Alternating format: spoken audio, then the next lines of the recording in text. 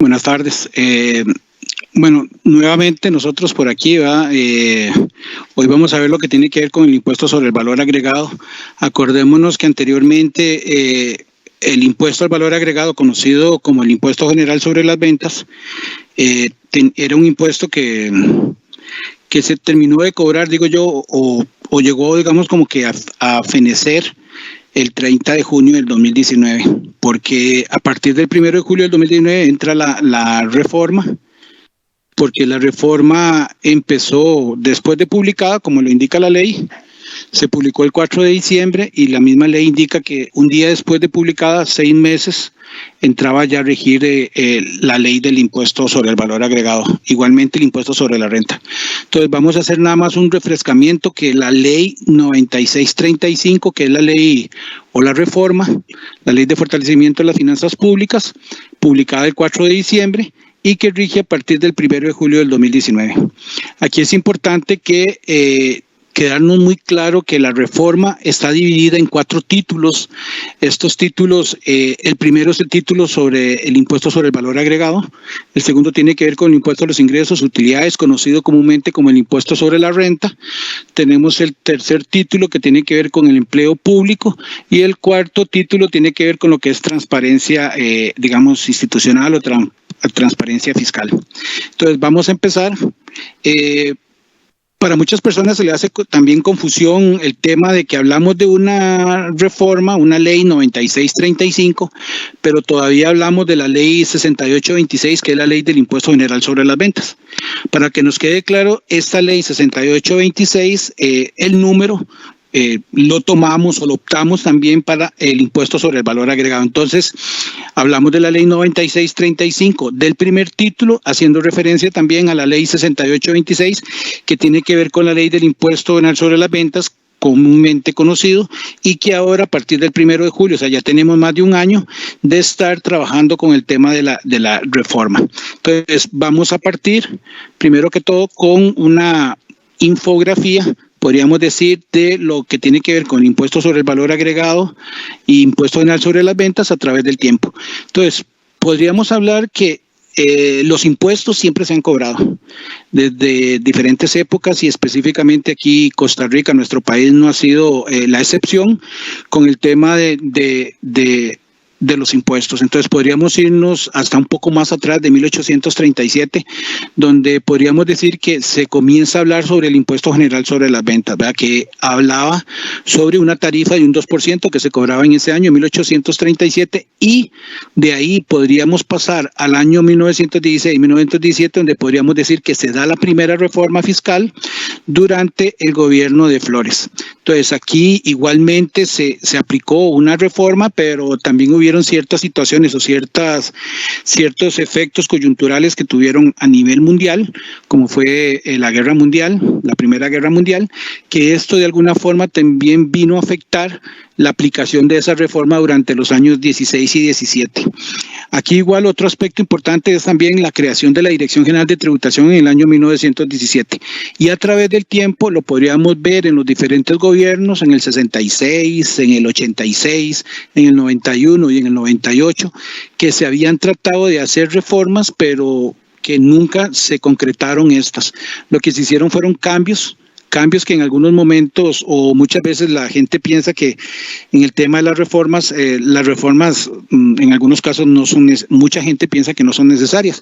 Podríamos decir que sí son necesarias en el sentido, digamos, de la recaudación y también porque si nosotros trabajamos sobre leyes o reglamentos que ya tienen muchos años, que podríamos hablar como por ejemplo en el caso del impuesto general sobre las ventas, que ya tenía más de casi 40 años, muchas de las cosas que estaban regladas en ese momento o basadas en esa ley, podrían ser cosas que traídas al tiempo que estamos manejando nosotros ahora, tal vez no son como que no hacen mella en este momento. Entonces podríamos ver que en el impuesto general sobre las ventas se hablaban de ciertos aspectos, ciertas características de los impuestos y todo que traías como les digo yo, al presente.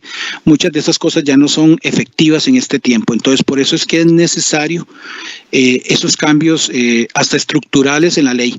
Entonces, podríamos decir que ya en el 2018-2020, con el gobierno de Don Carlos, se reformó y podríamos decir que después de más de 100 años se ve, digamos, una reforma que no era la que se pretendía, pero que sí tiene, digamos, por ejemplo, cierta incidencia específicamente en el impuesto sobre el valor agregado. Entonces, igual vamos a ver que todos los impuestos nacen sobre una base legal, ¿verdad? Sustancial, y podríamos decir que el impuesto sobre el valor agregado o impuesto general sobre las ventas anteriormente no hace tampoco una diferencia en las leyes. Entonces, hablamos sobre la base legal más importante y la que podríamos ver más representativa, que tiene que ver con la ley 9635, que ya les dije que es la ley de fortalecimiento de las finanzas públicas. En su primer título tenemos un reglamento de esa ley, tenemos un reglamento de la canasta básica, existe también la ley 4755, que es el Código de Normas y Procedimientos Tributarios, sobre los cuales se basan o podríamos versar los deberes y derechos de los contribuyentes y así también aquellos deberes que podría tener el Estado costarricense. También vemos que existen otro fundamento legal, como es el reglamento y la reforma al reglamento. Vean que cuando se crea la ley 9635, sobre la cual está incluida también la ley del impuesto sobre el valor agregado en su primer título, la ley se le da porque mucha gente dice, ¿para qué si entró en vigencia la ley del impuesto sobre el valor agregado en el 2018, ¿para qué se dieron 6 meses? Esos 6 meses podríamos decir nosotros que es aquel tiempo o aquellas pautas que el Estado o el poder legislativo le da las pautas, digamos, al Ejecutivo para que pueda hacer en este momento todo lo que tiene que ver con las mejoras o hacer aquellos cambios o aquellas regulaciones necesarias para poner en práctica o para que comience ya la ley. Entonces ahí podríamos hablar de los reglamentos, ¿verdad? Que los reglamentos es a poder a nivel ya, digamos, de las instituciones que se encargarían, que son los conocedores del tema, en el cual se fundamenta el reglamento para ver de alguna forma cómo se va a manejar la ley. Entonces, vamos a ver que la ley del impuesto sobre el valor agregado, vamos a ver diferentes temas o diferentes pautas o vamos a ver diferentes tópicos en esta presentación. Vamos a hablar, bueno, ya vivimos, por ejemplo, la parte histórica, vamos a ver la parte de la estructuración, o sea, cómo está estructurado el impuesto sobre el valor agregado, vamos a ver qué es el objeto del estudio o el objeto del impuesto, vamos a ver características, el hecho generador, obligaciones de los contribuyentes, qué son exenciones o no sujeciones, vamos a ver las diferentes tarifas que maneja el impuesto sobre el valor agregado, vamos a ver también el tema de los regímenes, vamos también base imponible, determinación del impuesto, vamos a tocar también el tema de los créditos fiscales, el tema de la proporcionalidad y el tema de las declaraciones. Entonces, para no extender mucho el tema vamos a ver que la estructura del impuesto sobre el valor agregado se versa o está fundamentado, como dijimos, en la ley 9635 en el primer título. Esta ley o este primer título es única y exclusivamente para el impuesto sobre el valor agregado.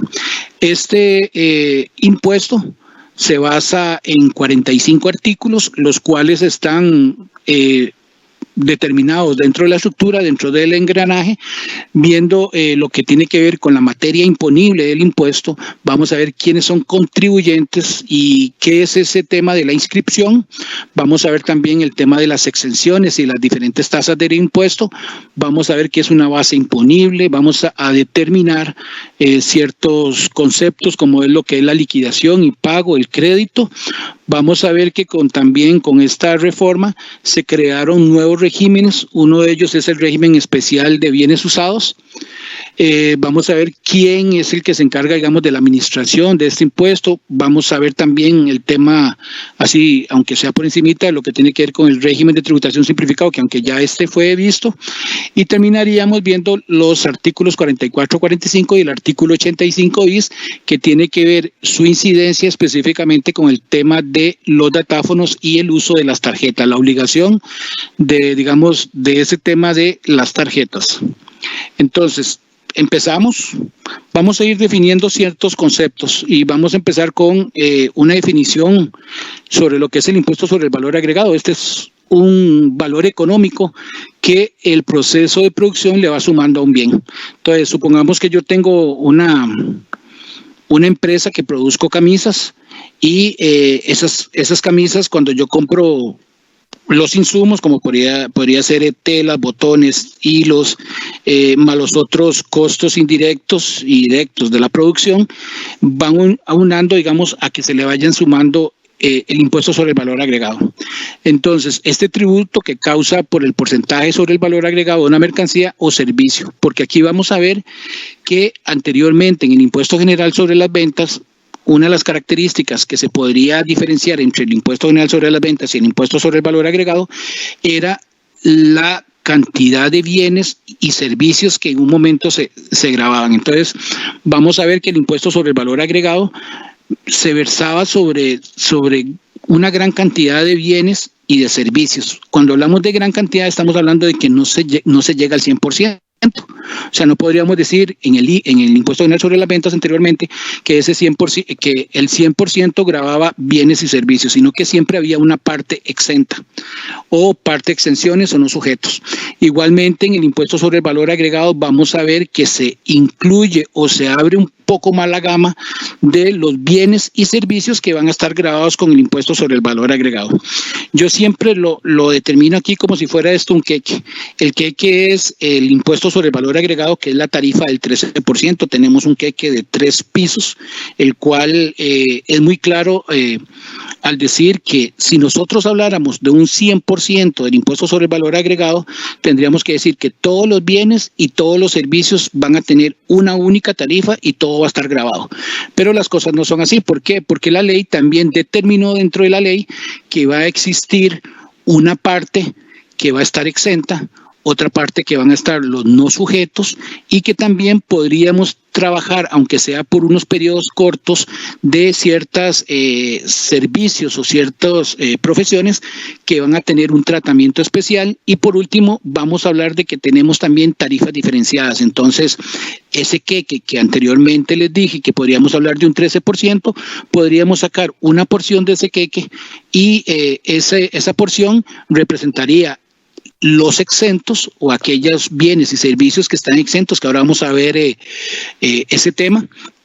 También que existen, por ejemplo, esos tratamientos especiales, y también tendríamos lo que es el tema de las tarifas diferenciadas. Entonces podríamos decir que aunque hablamos de un 13% para el total de los bienes y servicios, podríamos sacar que no siempre es digamos, el total de los bienes y servicios.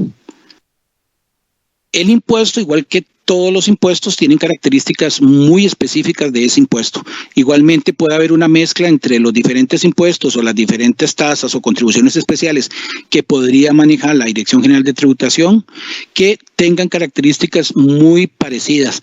Pero en el caso del impuesto sobre el valor agregado, podríamos hablar que estas son las más comunes, y entre ellas tenemos que es un impuesto indirecto.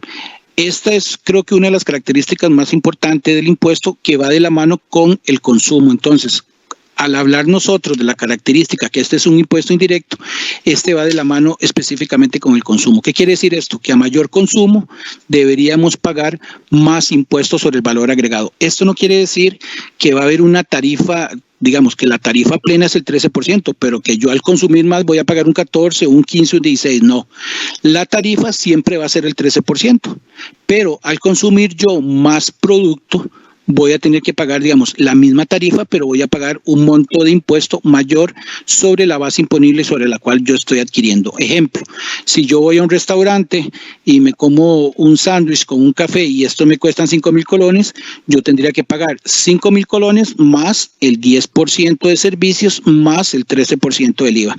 Ya sabemos que el impuesto de servicio ese no es de la Dirección General de Tributación, sino que lo administra, o lo podríamos decir que los beneficiados de eso es el restaurante. Tenemos la base imponible, que es el monto del total del servicio o del bien que nos están vendiendo en ese momento, más el 13%. Entonces, 5,000 por el 13% serían 650 colones. Entonces, yo terminaría pagando 5,650, digamos, correspondiente nada más al consumo del bien o del servicio, más el 13%. Entonces, pero si ya fuéramos 10 personas y yo invito a las 10 personas y todos son igual 5,000 colones, ya no van a ser solamente 5,000, sino que van a ser 5,000 por 50, por 10. Entonces esto vendría a ser 50,000 colones. Entonces vean que ya al haber un aumento en el consumo, igualmente la tarifa siempre va a ser igual, solamente que el impuesto que yo tendría que pagar sería por un monto mayor, comparado con respecto, digamos, al ejemplo que les acaba de decir de una sola persona que consumiría solamente 5,000 colones. Otra de las características es que es proporcional plurifásico. ¿Qué quiere decir esto? Que en cada una de las etapas del proceso yo voy agregando impuestos. Entonces, por ejemplo, si yo soy una persona que no está exenta o no estuviera no sujeta al impuesto, o mi empresa tiene ciertas características que el bien o la actividad que produce está grabada, cuando yo voy a comprar, por ejemplo, para producir mis camisas, de ahí voy a comprar telas, el señor de las telas me va a cobrar a mí el monto total de la venta más el 13%. El señor de los botones igual, más el 13%. El señor de los hilos, el monto más el 13%. Al final, yo tendría un 39%. Entonces, ahí es donde nosotros decimos el tema, digamos, de que es proporcional, que en cada una de las etapas yo podría estar sumándole impuestos sobre el valor agregado. En el tema del valor agregado, bueno, sí, es un impuesto que se le agrega al valor y este va también igual de la mano con el consumo. Otra de las características sumamente importantes tiene que ver que el impuesto sobre el valor agregado se paga en el país donde se consume. Entonces, de frontera a frontera o de ¿cómo se llama? De frontera a frontera podríamos decir que todos aquellos bienes y servicios que se vendan dentro del país estarían gravados con el impuesto sobre el valor agregado. Si nosotros exportamos, digamos, por ejemplo, esas camisas, es muy diferente a que yo las vendiera aquí en Costa Rica. Entonces, si yo exporto esas camisas fuera de Costa Rica, esas camisas las van a comprar consumidores en el país donde yo las estoy exportando. Pero si yo pongo la producción a vender aquí en Costa Rica y se está consumiendo dentro del territorio costarricense, yo tendría que pagar el impuesto sobre el valor agregado. Otra de las características o el objeto de estudio del impuesto es que grava los bienes y la prestación de servicios. Entonces, todo lo que tiene que ver con la venta de bienes y la prestación de servicios están gravadas con el impuesto sobre el valor agregado, con sus excepciones. Ahora lo vamos a ver. Por eso es que yo les dije, o que nos imagináramos ese queque que estaba grabado con ese 13%, pero que sacábamos una porción, y esa porción son ciertos servicios, ciertas tarifas que no harían completar tal vez el 13%. Y terminamos otra de las características, que este es un impuesto neutro de deducción financiera plena. ¿Qué quiere decir esto? Que yo me puedo aplicar créditos fiscales como deducción, digamos, podríamos decir así, del impuesto sobre el valor agregado. Entonces, volvemos al ejemplo de la camisa. Yo pagué el 13 por la tela, el 13 por los botones y el 13 por el hilo. Ahí sería un 39%. Cuando yo voy a vender esa camisa, tengo que cobrar el 13% porque ya el consumidor final no está exento. En este ejemplo. Entonces, de ahí al final yo no le voy a trasladar un 39% más un 13% a ese consumidor final, sino que de ahí a mí nadie me va a comprar la producción o no me van a comprar esas camisas. ¿Por qué? Porque nadie va a pagar un 40 o 52% en impuestos. Entonces, la ley me permite que cuando yo vaya a utilizar ciertos bienes y ciertos servicios que voy a utilizar directamente en el proceso productivo mío, yo me puedo acreditar eso como créditos fiscales. Entonces, me aplico ese 39%, podríamos decir, si es directamente aplicado a la actividad o el proceso que yo realizo, y termino aplicándole o cobrándole el 13%. Aquí es importante siempre decir, porque la gente, o muchas veces nos confundimos nosotros, que dicen, mira, es que yo tengo un restaurante y yo tengo que pagar el IVA, es que yo tengo una empresa y tengo que pagar el IVA, es que yo tengo una distribuidora de helados y tengo que pagar el IVA, es que yo tengo una venta de tenis y tengo que pagar el IVA. No, el IVA lo paga el consumidor final. ¿Qué quiere decir esto? Que si yo voy al restaurante, que si yo voy a comprar las tenis, que si yo voy a comprar esa camisa, al final el que va a pagar el IVA o sobre el cual va a recaer este impuesto es el consumidor final o el consumidor. ¿Por qué? Porque el concepto que tenemos de que es que yo pago el IVA, no. Si yo tengo un restaurante, mi función ante el fisco va a ser de agente de retención o agente de percepción, el cual lo que va a hacer es percibir de la persona o del consumidor que viene a consumir o a comprar mis bienes, y sobre ese recae el IVA. Entonces sería muy difícil, como que imaginémonos que Hacienda diga, no, ya no van a existir los agentes de retención o de percepción. Entonces nos imaginamos a todos los costarricenses, cuantas veces vaya usted a comprar algo, haciendo fila en el Ministerio de Hacienda, pagando el impuesto sobre el valor agregado.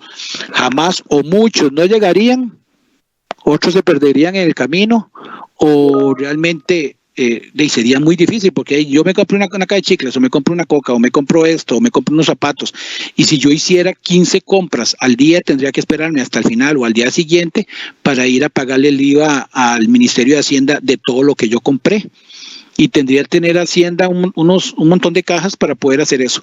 Entonces, estas personas, sean personas físicas o personas jurídicas que desarrollan una actividad económica y que están gravadas con el impuesto sobre el valor agregado, esos bienes o esos servicios que ellos venden, en este caso necesitaríamos, o la tarea de estas personas con el fisco es de servir como agentes de percepción o de retención o de recaudación del impuesto sobre el valor agregado. Entonces, llegaron durante el mes de noviembre a mi restaurante 10 personas durante todo el mes. Entonces yo a todos ellos yo les retuve el impuesto sobre el valor agregado. Entonces cuando yo les retuve el impuesto sobre el valor agregado, al final del mes tendré cierto tiempo que está determinado, y ahora lo vamos a ver, del mes siguiente para yo hacerle al fisco la autoliquidación o declaración del impuesto sobre el valor agregado, que sería uno de los deberes formales, y hacer el respectivo pago del impuesto. Acordémonos que entonces que el consumo o el impuesto lo paga el consumidor, yo solamente soy mero perceptor, y lo que tengo que hacer es entregarle al fisco de forma solidaria y cumpliendo los plazos y cumpliendo los deberes formales, el impuesto que yo he retenido o he percibido de esas personas. Entonces, vamos a ver que el objeto del estudio es muy claro, la ley lo dice en el artículo 1, que va a ser un impuesto al valor agregado sobre la venta de bienes y la prestación de servicios. Cuando hablamos de una venta de bienes, cuando, por ejemplo, yo pongo, digamos, aquí no producimos celulares, entonces yo traigo celulares de otro país, y cuando ya están puestos a disposición esos celulares en territorio costarricense, podríamos decir que allá hay una venta de bienes. Cuando tenemos una importación de bienes o la transferencia del dominio de bienes. Ejemplo, tengo ese restaurante o tengo una tienda que vendo vestidos. Entonces, cuando hay una transferencia del dominio, o sea, pasa de una persona que está necesitando ese bien, lo compra, otra persona que está necesitada de vender ese bien y de cobrarlo. Entonces, cuando hay una transferencia de dominio, decimos, esta persona, yo le entrego el vestido, esta persona me paga en efectivo, me paga con tarjeta, y entonces ahí hablamos de una transferencia del dominio de bienes. Yo obtengo dinero, o obtengo, digamos, ese recurso que le sobra a esa persona, o no que le sobra, que tiene a disposición, y esa persona lo que va a transferir es el vestido o en este caso, por ejemplo, el tema de la necesidad que necesita suplir esa persona. En el caso también de la prestación de servicios, aquí ya podríamos ver como una persona física, una persona jurídica que desarrolla su profesión o desarrolla esa actividad económica en la prestación de servicios. Entonces tenemos un abogado. Para ir también poniendo ejemplos, tenemos un abogado que se especializó, digamos,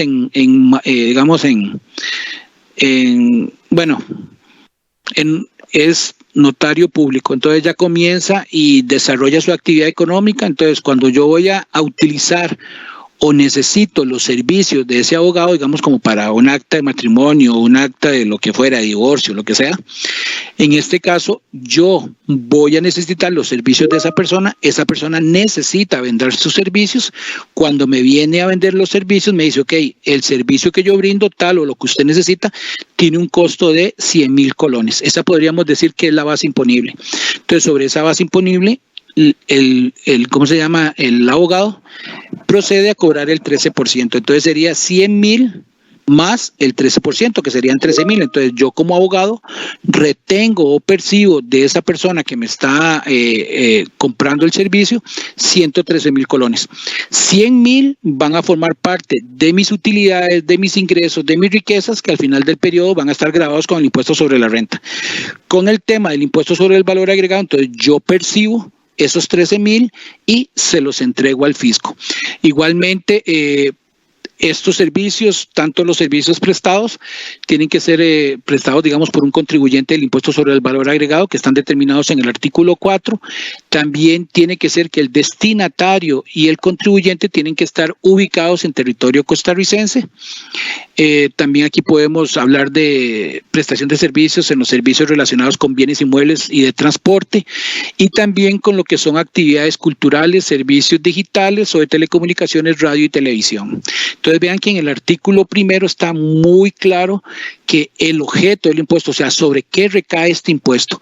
Cuando hablamos del objeto del impuesto es sobre qué cosa o sobre qué bienes o qué servicio va a estar grabado este impuesto. Entonces ya la ley nos dice que es la totalidad de la venta de bienes y la prestación de servicios con sus excepciones. No es que la ley dice con sus excepciones, pero aquí sí hay que dejar claro que es la venta de bienes y la prestación de servicios. Segundo, vamos a ir también aclarando el concepto de lo que es el hecho generador. Todos los impuestos tienen un hecho generador muy específico, cada uno de ellos. El hecho generador es, en palabras sencillas, porque el código de normas lo identifica como muy, la definición que pone es muy rara.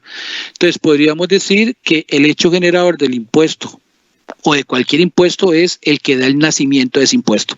Entonces, si yo voy con alguno de ustedes a comprarse un par de tenis y yo veo unas tenis que me gustan y yo no iba con la intención de comprarme unas tenis, para mí van a ser el hecho generador del impuesto sobre el valor agregado solamente por el simple hecho de adquirir ese bien y ese servicio.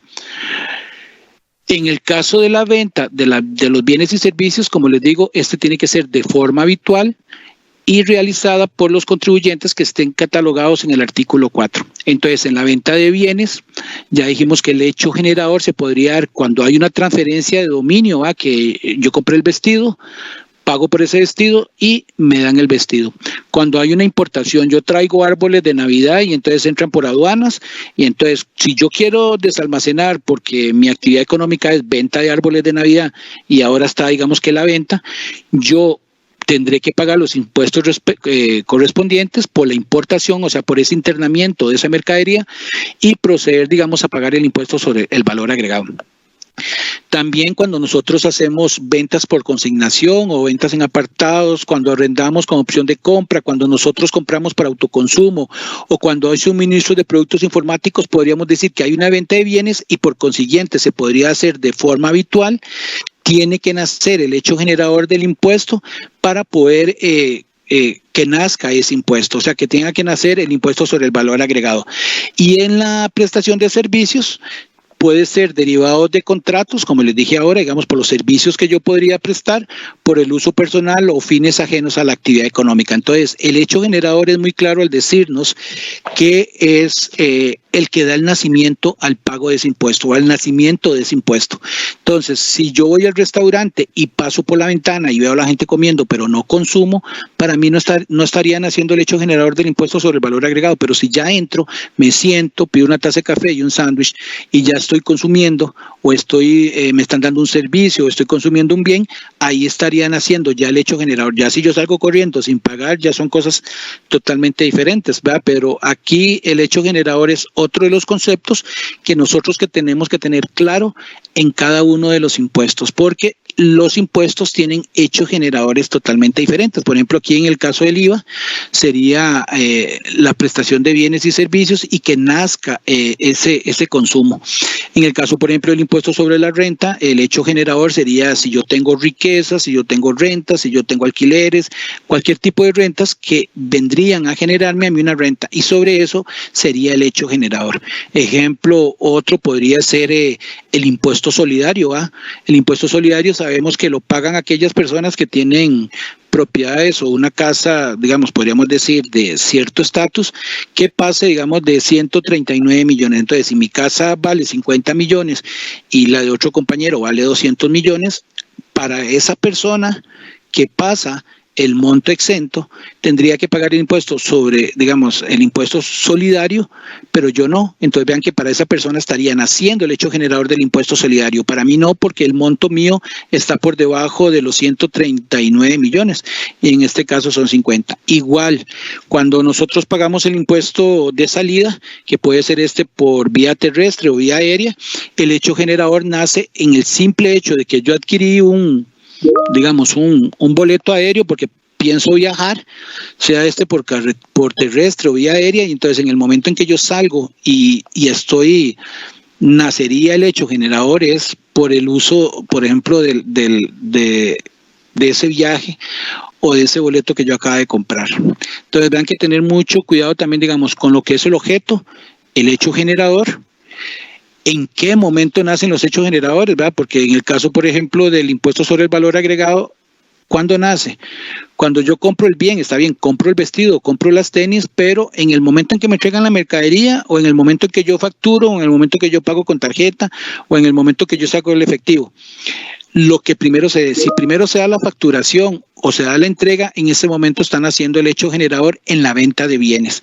En la importación o internación de bienes, o sea, mercadería que viene fuera de nuestro país, en el momento en que yo como contribuyente o igualmente la Dirección de Aduanas se da por aceptado el formulario aduanero o el DUA, en ese momento estarían haciendo el IVA o estarían haciendo el hecho generador por concepto, digamos, o por el tema de las importaciones. Y en el caso de la prestación de servicios, en el caso, por ejemplo, que yo presto el servicio a alguno de ustedes porque soy abogado, entonces en el momento en que yo le facturo o que yo ya le doy la escritura o le doy el documento, ahí estarían haciendo el hecho generador del impuesto sobre el valor agregado y por consiguiente yo tendría que percibirlo y ustedes pagarlo. En el caso del Estado, por las condiciones de crédito que podría tener el Estado, que el Estado no paga así como que ya, porque puede tener diferentes políticas de crédito, podríamos decir que en el caso del Estado, cuando son servicios, cuando son la prestación de servicios, nace el hecho generador cuando el caso del Estado se perciba el pago. O sea, si el Estado me contrata a mí como abogado y me paga entre 3 meses, entonces hasta entre 3 meses podría decir yo que nace el hecho generador porque es en el momento del pago que me está haciendo el contribuyente, el Estado. ¿Cuáles otros hechos generadores existen? Por ejemplo, en el tema del autoconsumo de bienes, en la fecha en que los bienes se retiran de la empresa. En la importación, casi todos estos hechos generadores se podrían dar cuando yo entrego la mercadería, cuando hay una facturación, pero lo principal es casi siempre cuando se da la facturación. Vean que también hablamos de las ventas en consignación, ¿verdad? Que es de yo produzco zapatos y se los llevo a una empresa y la empresa dice, no, yo en este momento no necesito, pero yo le podría decir, bueno, vea, le dejo estos zapatos en consignación, yo vengo el otro mes a ver cuánto vendió usted y si no vendió nada me entrega los zapatos. Entonces, en el tema de la consignación, en el momento en que yo entrego la mercadería, debería cobrar el impuesto sobre el valor agregado. Y en el tema de los apartados, cuando tal vez voy por San José y veo los zapatos que yo quería, pero no ando toda la plata para comprar esos zapatos y los dejo apartados, entonces en ese momento que yo lo estoy dejando apartado, estarían haciendo el hecho generador del pago del impuesto sobre el valor agregado. Y en el tema de los arrendamientos de bienes con opción de compra, en el momento en que se ejecuta la opción de compra. ¿Quiénes son contribuyentes del IVA? Todos, personas físicas como ustedes y como yo, personas jurídicas, tenemos empresas públicas o privadas que realicen las siguientes actividades. O sea, cuando yo realice actividades de producción, cuando exista distribución o comercialización, cuando haya importación, cuando se adquiera un servicio intangible, cuando exista el tema de las exportaciones, todos de alguna forma somos contribuyentes del impuesto sobre el valor agregado y esto está muy detallado y muy claro en el artículo 4 de la ley 9635 que tiene que ver con el tema de quiénes son contribuyentes del impuesto sobre el valor agregado. Muchas personas siempre nos preguntan a nosotros que por qué ponemos nosotros a las empresas públicas, porque suena ilógico que el mismo Estado pague impuestos sobre el valor agregado. Ok. Dos aspectos importantes. Anteriormente a la reforma, la gran mayoría, la gran no mayoría de las empresas del Estado no pagaban el IVA. El IVA puede ser como, por ejemplo, la Compañía Nacional de Fuerza y Luz o el ICE, que nos vende un servicio a nosotros, nosotros pagamos el IVA o pagábamos el impuesto general sobre las ventas. Sobre ese servicio, el ICE lo percibía y lo retenía y se lo entregaba al fisco. Con la reforma, ahora se les dijo también, y es muy claro también en la reforma, que ahora la gran mayoría, estoy diciendo la gran mayoría de las instituciones del Estado tienen que pagar el impuesto sobre el valor agregado de todos los bienes y servicios que compren. Entonces, por ejemplo, si el Ministerio de Hacienda va a comprar computadoras, y el Ministerio de Hacienda, cuando presentó el presupuesto institucional del ministerio, no determinó dentro del presupuesto el impuesto sobre el valor agregado, cuando él va a comprar y va a seguirlo comprando, va a llegar un momento en que se va a quedar sin dinero. Entonces, ahora las instituciones tuvieron que haber, proyectado dentro del impuesto sobre, sobre las, lo que tiene que ver con el presupuesto institucional de cada una de ellas, también poner o presupuestar una partida que diga impuesto sobre el valor agregado a pagar. ¿Por qué? Porque ahora que, con sus excepciones, casi la gran mayoría de las instituciones o asociaciones o todo lo que tenga que ver con el Estado, todas tienen que pagar el impuesto sobre el valor agregado con sus excepciones. No es que son todos, pero tampoco es que todos se están viendo beneficiados. Anteriormente, con el impuesto general sobre las ventas, eso era muy claro en la ley, que decía que el Estado y ciertas instituciones estaban exentas del impuesto, de pagar el impuesto general sobre las ventas. En el impuesto sobre el valor agregado, eso ya no está como tan claro como está ahí en la ley, pero ahora sí ha dicho de que las instituciones dentro de los transitorios, que las instituciones del Estado tienen que haber, presupuestado dentro de su presupuesto institucional el tema del impuesto sobre el valor agregado. ¿Cuáles son las obligaciones que tenemos nosotros, seamos como personas físicas o como personas jurídicas, cuando vamos a desarrollar una actividad económica? Primero que todo, inscribirnos. A mí hay veces que me da penilla con los contribuyentes cuando llegan a las charlas y le dicen, vea, es que yo, en el lugar que yo estaba me dijeron que tenía que inscribirme, entonces yo me inscribí porque tenía que inscribirme. Ok, está bien. Pero la gente nunca les explica, o muchas veces están mal informados, o nosotros podemos también ser contadores y vendemos nuestro servicio y no les explicamos muy bien a nuestros clientes en el tema de que no solo es inscribirse, es que la gente piensa que es solamente inscribirse. No, el simple hecho de inscribirme conlleva ciertas obligaciones que yo tengo como contribuyente.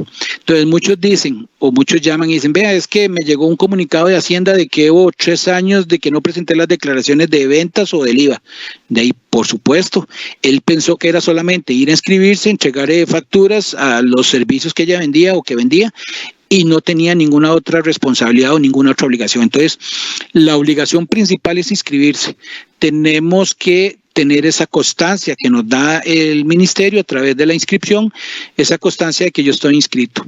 Emitir y confirmar los comprobantes electrónicos, ¿verdad? Acordarnos de que no se nos olvide que nosotros como ciudadanos, la exigencia de pedir la factura, ¿verdad? Porque eso es un deber de nosotros como ciudadanos, y de igual forma a los contribuyentes tienen como deber como contribuyentes de entregarnos a nosotros las facturas o los comprobantes electrónicos. Otro de las obligaciones es llevar los registros contables, conservar de orden cronológico de los registros contables, actualizar el registro único tributario, autoliquidar, declarar y pagar el impuesto sobre el valor agregado. Estas son algunas de las obligaciones que tienen todos los contribuyentes, pero que muchos de los contribuyentes, o por desconocimiento o porque se les olvida, no hacen las debidas presentaciones o no cumplen con esas ciertas obligaciones que tenemos. ¿Qué conlleva la no inscripción? Renato empezó su actividad de vender tenis allá en los Chiles y pensó que ahí nunca llegaba a Hacienda. Y de ahí un día llegó a Hacienda. Entonces, a mí nunca me dijeron que me tenía que inscribir. Entonces, de ahí no me inscribí y estoy desarrollando una actividad económica, estoy generando riqueza. Entonces, el simple hecho de no haberme inscrito me genera una sanción. Otra de los aspectos importantes con el tema de la no inscripción es que esto no me exime del pago de obligaciones. ¿Cómo? El pago de obligaciones. puede ser que yo esté desarrollando una actividad económica desde hace 5 años y nunca pagué impuestos. Entonces, la administración podría determinar con información de terceros que esas obligaciones que yo tenía que pagar desde hace 5 años no las pagué, entonces de ahí las tengo que pagar desde ahora. Igualmente, la no inscripción anula el derecho a devolución de los créditos. Nosotros sabemos que cuando nosotros pagamos de más o existiera algún monto que nosotros necesitamos que se nos devuelva o que la administración tributaria los devuelva, nosotros podemos solicitárselos a la administración. Pero la administración, primero que todo, va a determinar si realmente usted está inscrito. Si usted no está inscrito, no puede obtener ese derecho a la devolución de esos créditos por el simple hecho de que ustedes no se hayan inscrito. Vamos a ver 2 conceptos también adicionales que tienen que ver con el tema de qué es una exención y quiénes son no sujetos al pago del impuesto. En el artículo 8 hablamos sobre qué es una exención. Entonces son personas o ingresos que, a pesar de estar grabados, o sea, la ley dice, un ejemplo, todos los bienes y todos los servicios están grabados, y dentro de los bienes está, digamos, las sillas, digamos, las sillas para, digamos, como para yo movilizarme. Pero la ley, dentro del artículo 8, dice que las sillas para personas, digamos, con alguna discapacidad y para su movilización están exentas. Entonces vean que el artículo 8 me da a mí una norma especial para yo quedar dispensado de, por ejemplo, esa exención. Otro ejemplo de exenciones. Yo puede ser que tenga un problema en mis piernas y necesito movilizarme y tengo recursos y procedo a comprar un vehículo. Cuando yo compro el vehículo me cobran impuestos y me cobran el total del vehículo y todo eso. Entonces, si yo presento una exención ante el Ministerio de Hacienda porque tengo una discapacidad y necesito trasladarme, el Ministerio de Hacienda hace el respectivo estudio y me da a mí una dispensa, me da una exención para no pagar yo el impuesto sobre el valor agregado. Ellos me dan una nota, esa nota yo la llevo a la empresa que distribuye los vehículos y ellos no me cobran el impuesto sobre el valor agregado. ¿Por qué? Porque la misma ley, a través del Ministerio de Hacienda, me está dando esa dispensa. Entonces yo no pago el impuesto sobre el valor agregado. Cuando llega la empresa a pagar el impuesto, o que llegara Hacienda y le dice, vea, distribuidora de vehículos, usted no le cobró el impuesto sobre el valor agregado a Renato. No, es que Renato me trajo una dispensa. Ah, ok, está bien, una dispensa o una exención. Después, los no sujetos son personas o ingresos que no están afectos al impuesto, o sea que nunca se ha realizado el hecho imponible, y que igualmente el artículo 9 de la ley del impuesto sobre el valor agregado determina quiénes no están sujetos. Entonces vean que estos 2 conceptos, el no sujeto y el exento, podríamos decir que son casi sinónimos, porque los 2 de alguna forma no tienen que pagar el impuesto sobre el valor agregado por el simple hecho de que su ley constitutiva, la misma ley del impuesto sobre el valor agregado, determina en el artículo 8 quiénes están exentos y en el artículo 9 quiénes están no sujetos al impuesto sobre el valor agregado.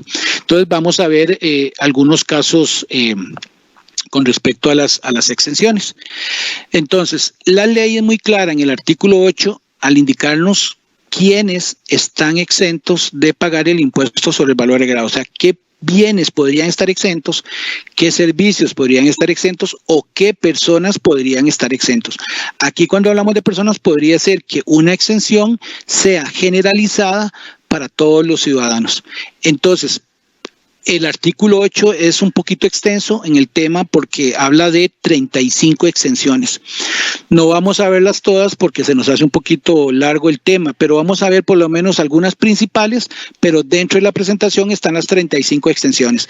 Entonces, por ejemplo, empecemos con la número 1, que es el tema de las exportaciones. Ya dijimos que todo lo que yo exporto está exento del pago del impuesto sobre el valor agregado. ¿Por qué?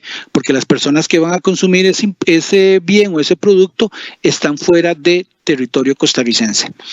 Los 2 que les voy a decir a continuación nos ven o nos afecta a todos nosotros como ciudadanos y nos beneficia a todos como ciudadanos. ¿Cómo? ¿Por qué me va a beneficiar?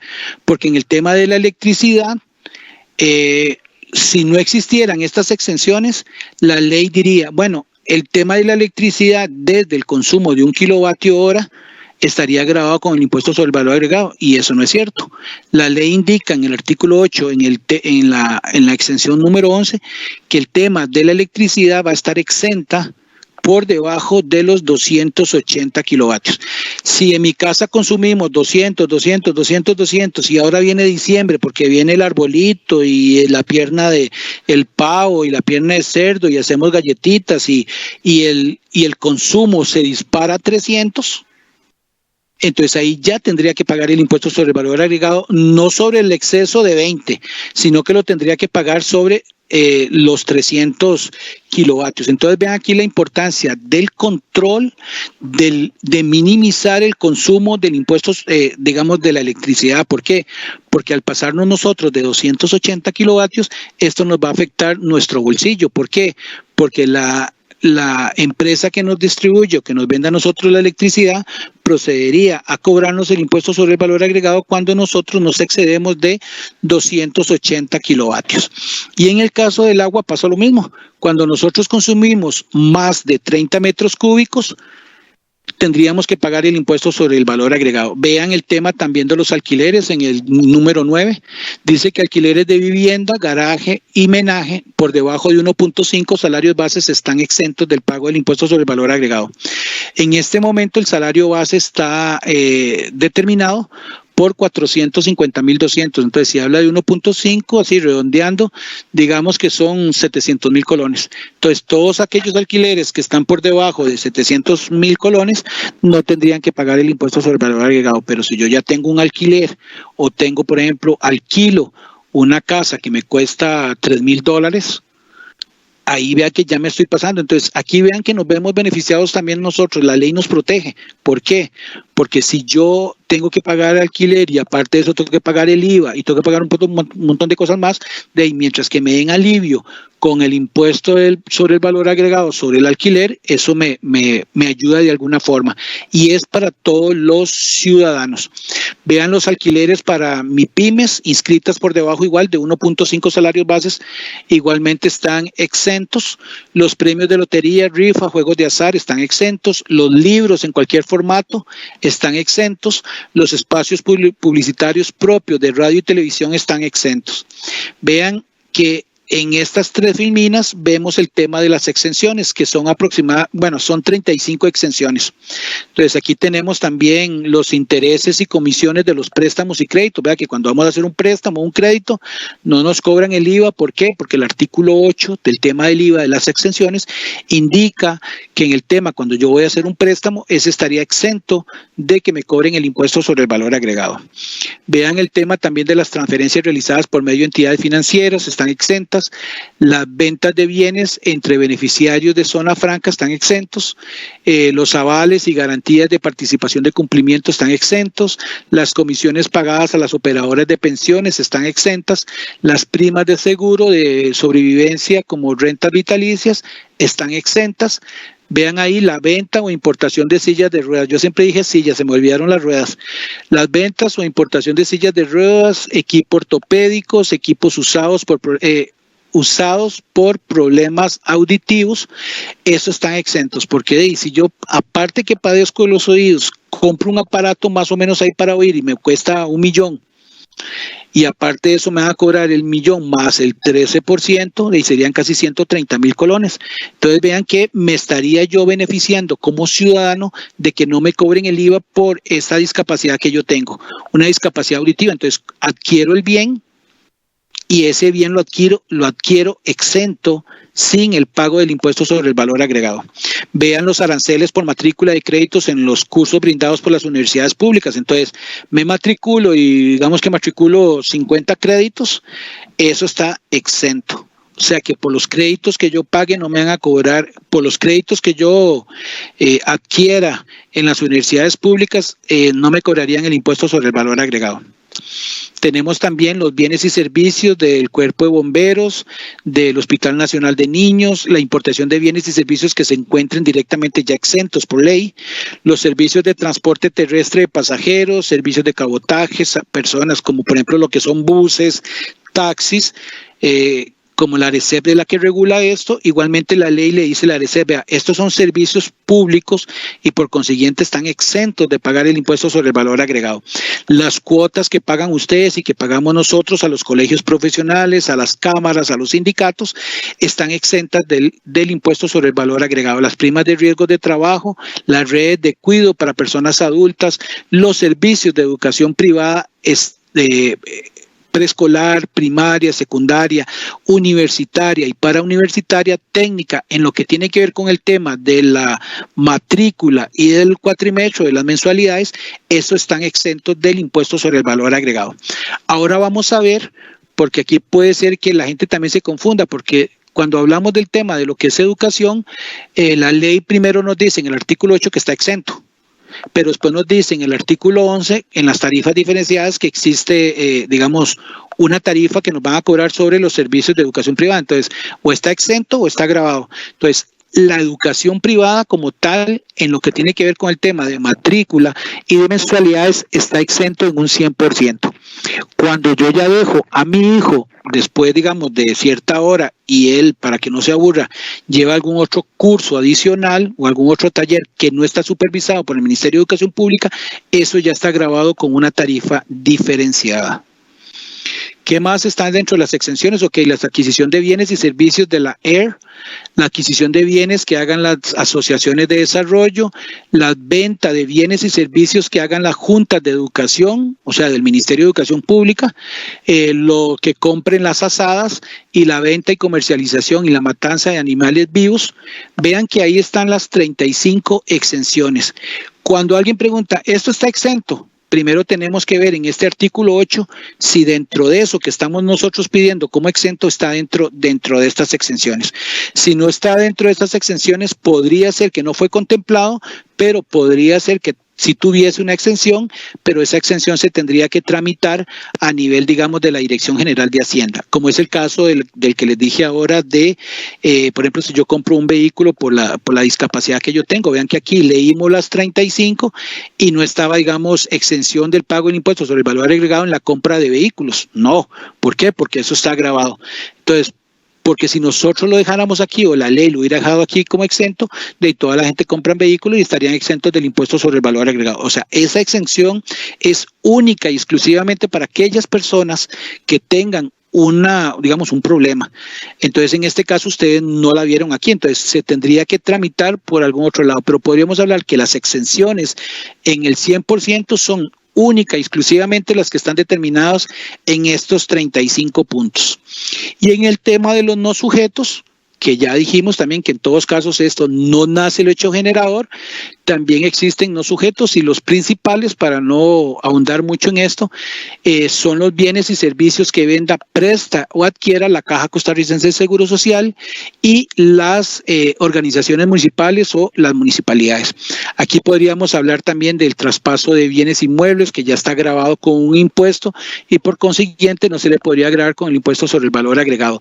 Tenemos el suministro de muestras gratuitas, tenemos la prestación de servicios de demostración a título gratuito, tenemos los servicios prestados por personas físicas en régimen de dependencia, la entrega de dinero a título de contraprestación, el suministro de bienes entre entes públicos, la venta del combustible. ¿Por qué? Porque ya a nivel de, digamos, de distribución ya se cobra, digamos, a nivel de fábrica ya se cobra el impuesto sobre el valor agregado. Y ahora vamos a ver a continuación el tema de las tarifas. Igualmente, como les he dicho al transcurrir de la presentación, pónganle debida atención a este tema de las tarifas. Anteriormente, con el impuesto general sobre las ventas, se hablaba solamente de una tarifa única o tarifa plena o tarifa general de un 13%. No existían otras tarifas. Esa es otra de las diferencias entre el impuesto general sobre las ventas y el impuesto sobre el valor agregado. La tarifa general del IVA es un 13%. ¿Sobre qué? Sobre la venta e importación de mercancías y prestación de servicios. Pero la ley del IVA, este es en el artículo 10, en el artículo 11 especifica cuáles bienes o cuáles servicios podrían tener una tarifa diferenciada o una tarifa reducida. Entonces, en el artículo 11 en el inciso 1 podríamos decir que vamos a hablar de una tarifa del 4%. ¿Quiénes van a estar beneficiados o qué servicios o qué bienes van a estar beneficiados con una tarifa del 4%? Los servicios de salud privados, los boletos o pasajes aéreos y los servicios de medicina veterinaria. Entonces, voy a contratar los servicios, por eso es que es importante que ustedes conozcan sobre esto, porque yo podría ir donde un doctor y el doctor me cobrara el 13%. Y yo puede ser que yo se lo pague. Pero como yo sé un poquito de esto, las tarifas, entonces voy donde el médico y veo que el médico me quiere dar por la nuca cobrándome un 13%, le digo yo que no, que la ley es muy clara al decir que el servicio que le está brindando está grabado con un 4% y no con un 13%. Igualmente los boletos aéreos y los servicios de medicina veterinaria. Vean que un beneficio que todos nosotros estamos obteniendo con respecto a esta tarifa es que sobre el servicio que nosotros estamos adquiriendo no nos van a cobrar una tarifa del 13%, sino que nos van a cobrar una tarifa diferenciada, una tarifa reducida de un 4%. ¿Qué más tiene esta tarifa que nos puede beneficiar a nosotros como ciudadanos? Ok, entonces voy donde un médico, el médico me cobra el 4%, entonces me cobró 50 por sacarme una muela. Entonces sería el 50 más el 4%, serían 2.000 colones. Entonces yo terminaría pagando 52.000 colones. Pero la ley indica que si nosotros pagamos con tarjeta de crédito o tarjeta de débito, la persona, el galeno, el profesional de servicios de salud, de forma automática o simultánea, nos va a devolver ese 4%. Solamente cuando nosotros pagamos con tarjeta de crédito o nota de débito. Nota de crédito o las tarjetas de débito. Igual pasa con los servicios de medicina veterinaria. ¿Qué pasa aquí? Que cuando yo soy el médico, le facturo a usted, digamos, los 50.000 más el 4%, pero dentro de la factura electrónica existe una casilla en la cual el profesional pone ahí devolución del 4%. Cuando él pasa la tarjeta de ustedes por el datáfono, no va a cobrarle 52, les va a cobrar solamente 50. Cuando el señor o el contador haga su declaración del IVA, le va a poner los 50.000 y haga todo el cálculo, automáticamente el sistema le va a calcular el 4%. Pero a nivel de la declaración existe una casilla, que ahora lo vamos a ver, en el cual el contribuyente, que en este caso sería el médico, pondría el 4% devuelto y así no tendría que entregarle al fisco. Pero vean que ahí, ¿cómo determina el fisco que realmente estamos viendo el tema de la trazabilidad del impuesto sobre el valor agregado en el tema de servicios de salud privados o de servicios de medicina veterinaria? Porque esa persona, cuando va a tener que ir a hacer efectivo esos vouchers, se le va a aplicar una tarifa del impuesto sobre el valor agregado que igualmente es deducible del impuesto, o que yo me lo puedo aplicar o me lo puedo deducir dentro del impuesto sobre el valor agregado. ¿Qué pasa con el tema de los boletos o pasajes aéreos? Dicen que es un 4%, pero la ley deja muy claro que primero vamos a determinar una base imponible del 10%. Entonces, si yo voy a comprar un boleto para Europa y me cuesta $1.000, le sería $1.000 por el 4%, serían $1.040. Pero la ley dice que primero sobre esa base imponible vamos a determinar una tarifa de un 10%, para ya cuando apliquemos eso le podemos aplicar el 4%. Entonces, si vale $1.000, multiplico sobre esa base imponible sobre un 10%, entonces 1.000 por el 10% son $100. Entonces ya ahora sobre esa nueva base imponible yo calculo el 4%, que serían $4. Al terminar, termino pagando por ese boleto $1.004, no $1.040. Primero, entonces, sobre esa base imponible, voy a tener un monto o una base imponible sobre el cual le voy a aplicar un 10%, y sobre lo que me dé ahí, ese 10% le aplico el 4%, y ese 4% se lo sumo al costo o a la base imponible real del boleto o del pasaje aéreo. También vamos a ver que hablamos de una tarifa del 2%. ¿En qué?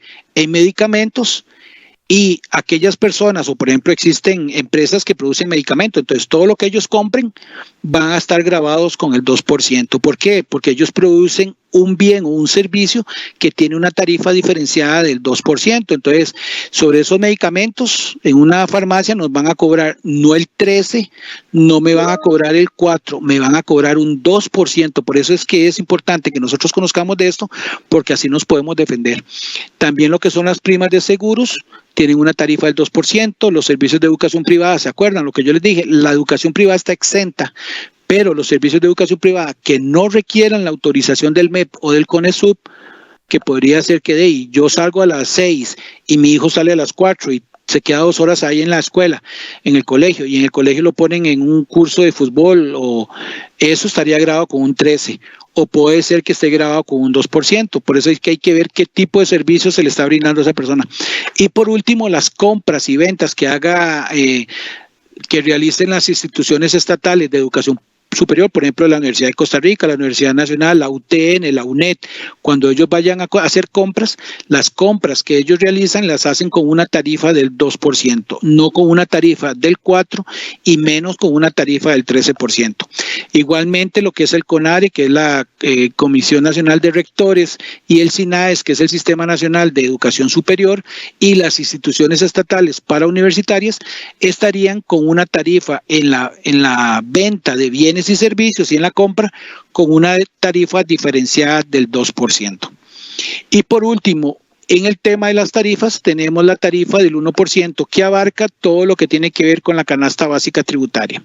La ley es muy clara que se dio dentro de los transitorios que la canasta básica iba a iniciar el cobro del 1% un año después de que se entró en vigencia la ley 9635. Entonces la ley empezó el 1 de septiembre del 2019. El IVA para el 1%, que era para la canasta básica o canasta básica tributaria, se le dio un año más. Entonces eso quiere decir que el 1 de julio del 2020, todos nosotros estamos pagando cuando vamos a comprar lo que compremos dentro de la canasta básica, el 1%. Igualmente, ¿qué más está aquí grabado con el 1%? Si yo produzco arroz o frijoles y compro maquinaria o compro insumos para producir esa canasta básica, yo compraré mis insumos y mis servicios a una tarifa diferenciada del 1%. Y después también los productos para producción de alimentos animales igualmente van a estar diferenciados con una tarifa del 1%. Entonces, ¿se acuerdan que yo les había dicho que teníamos el queque, que era el 13%? De ese 13% sacamos una tajada, que esa tajada estaba compuesta por, ¿cómo se llama? El artículo 8 y el artículo 9, que habla sobre los exentos y no sujetos, y también de tarifas diferenciadas y de otros bienes o servicios que tenían tratamientos especiales. Estos tratamientos especiales, como su nombre lo dice, y están dentro de los transitorios, es por un plazo o por un periodo determinado. Después de pasado este periodo o este tiempo, ya todos estos servicios o lo que vamos a ver a continuación pasarían a estar grabados a un 13%. Entonces, vean que los servicios de ingeniería, arquitectura, topografía y construcción de obra civil tienen que estar los planos proyectados, los planos de los proyectos deben estar visados o tuvieron que estar visados antes del 30 de septiembre del 2019. ¿Cómo se aplica los servicios de ingeniería? Bueno, aparte de esto, también con el tema de la pandemia, estos servicios pidieron, ahí digamos que se hizo una reforma a la ley, igualmente ampliando el plazo, no para siempre, sino que solamente, entonces eso quiere decir que a partir también a partir del 16 de septiembre, todos los servicios de arquitectura, topografía y construcción de obra civil prestados a proyectos, independientemente de la fecha de registro y de visado, tendrán los siguientes beneficios. Entonces vean que del 1 de julio al 30 de junio del 2020, que ya pasó, esos servicios iban a estar exentos en un 100%. ¿Qué quería decir? Que a partir del 1 de septiembre, del 1 de julio del 2020 ya pasarían a una tarifa del 4%. Pero con esta reforma que se dio por un plazo, por el tema de la pandemia, se amplió y ahora dice que del 16 de septiembre al 31 de agosto del 2021, estos servicios van a estar exentos en un 100%. Ya a partir del 1 de septiembre del 2021 hasta el 31 de agosto del 2022, ven que ya vamos pasando a una tarifa del 4%. Después pasamos a una tarifa del 8%, para después después del 1 de septiembre de 2023 pasaríamos a una tarifa del 13%, entonces ya este tratamiento especial ya no existiría. Decimos que es un tratamiento especial porque se le está dando una dispensa, se le está dando, digamos, una exención, se le está dando, digamos, un tiempo que está establecido en la ley para no cobrar el impuesto sobre esos servicios. ¿Por qué? Por el tema de la pandemia o por, digamos, por la situación económica que está viviendo el país en este momento. También los servicios turísticos inscritos ante el ICT van a tener una exención del 100% por los 2 primeros años, o sea que del 1 de julio del 2019 al 30 de junio del 2021, todo lo que son servicios turísticos que nosotros contratemos o los extranjeros estarían exentos en un 100% del impuesto sobre el valor agregado. Ya a partir del 1 de julio del 2021 hasta el 2022, por un año, estarían con una tarifa ya no exenta, sino una tarifa del 4%, pasarían al 8% y a partir del 5º año pasarían a estar grabados con una tarifa común y corriente o tarifa plena o tarifa general de un 13%. Y en el caso de los que sí no se amplió es los servicios de recolección, clasificación y almacenamiento, vean que la exención del 100% fue del 1 de julio del 2019 hasta el 30 de junio del 2020. ¿Qué quiere decir eso? Que ya este servicio de recolección o esto que está determinado en estos transitorios es muy claro al decir que ya a partir del 1 de julio del 2020 estos servicios llevan o están grabados con una tarifa del 4%. Después van a pasar al 8% y a partir del 2022 pasarían a una tarifa plena del 13%. En el tema de los regímenes, que son, por ejemplo, yo me inscribo, en el momento que yo me inscriba, de acuerdo a la actividad económica, que es lo que yo voy a realizar, automáticamente, podríamos decir, el sistema me va a asignar o me va a reasignar mi actividad económica a un régimen. Entonces, los regímenes son categorías bajo las cuales una persona física o jurídica se puede inscribir ante la administración tributaria. La ley anterior o la ley nueva tiene diferentes categorías o diferentes regímenes. Tenemos un régimen general, que fue el que acabamos de ver, que es el que maneja unas tarifas plenas o generales del 13% y que maneja tarifas reducidas del 4%, del 2% y del 1%. Además, la ley anterior y la nueva ley determinó que podrían existir regímenes especiales. Tenemos un régimen de tributación simplificado, tenemos un régimen especial agropecuario, tenemos un régimen especial de bienes usados, tenemos un régimen especial de casinos, mesas de juegos y máquinas tragamonedas. Vean que cada uno de estos regímenes tienen características muy especiales y tienen ciertas condiciones que no cualquiera podría entrar. Entonces, por ejemplo, si yo tengo una venta de zapatos, ¿podría entrar dentro del régimen especial agropecuario? No, porque ese régimen se hizo única y exclusivamente para el sector agropecuario. Y por último, tenemos otro régimen que es por recaudación. Este es un sistema especial que se cobra a nivel de fábrica, mayoristas y aduanas. Un día un amigo o en mi familia me dice, me fui a comprar una gaseosa y me salvé, no me cobraron el impuesto sobre el valor agregado. Y yo, ¿cómo que no le cobraron el impuesto? Me dice, sí, ve aquí el tiquete o la factura, ve, me compré un refresco, una gaseosa y no me cobraron el IVA. Le digo yo, no, es que en el caso de, digamos, específicamente de este bien se produce en una fábrica. Entonces, cuando ya sale esa gaseosa para ponerlas a vender en cualquier lugar, ya va con el impuesto cobrado. Entonces, a nivel de fábrica, cuando ya salió esa gaseosa, ya va con el IVA cobrado. Entonces, yo ya lo pagué desde un inicio en el costo total de la gaseosa que yo en ese momento voy a consumir. Bases imponibles. ¿Qué es la base imponible? La base imponible es el monto sobre el cual se calculan los impuestos. Entonces, ya dijimos, me compro un par de tenis, me cobran 100,000 o 50,000, o voy y me compro un carro que me cuesta 30 millones, o me compro una casa, o me compro una camisa, o voy al cine, o cualquier bien o cualquier servicio, contrato los servicios de un abogado o de un ingeniero. Entonces, ¿sobre qué me calculan el 13% o la tarifa que tengo que pagar? sobre una base imponible.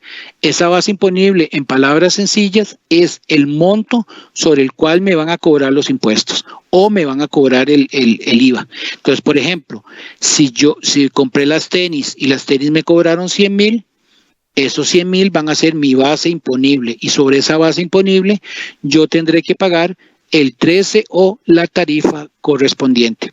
Tenemos bases imponibles en la venta de bienes, en la prestación de servicios, en operaciones en moneda diferente al colón, en las importaciones y en los arrendamientos. Entonces, no es porque hablamos de venta de bienes, prestación de servicios, operaciones en monedas o importaciones o arrendamientos que son diferentes bases imponibles o son, diferentes tarifas. No, la base imponible en forma general es el monto sobre el cual yo voy a pagar o se van a calcular los impuestos.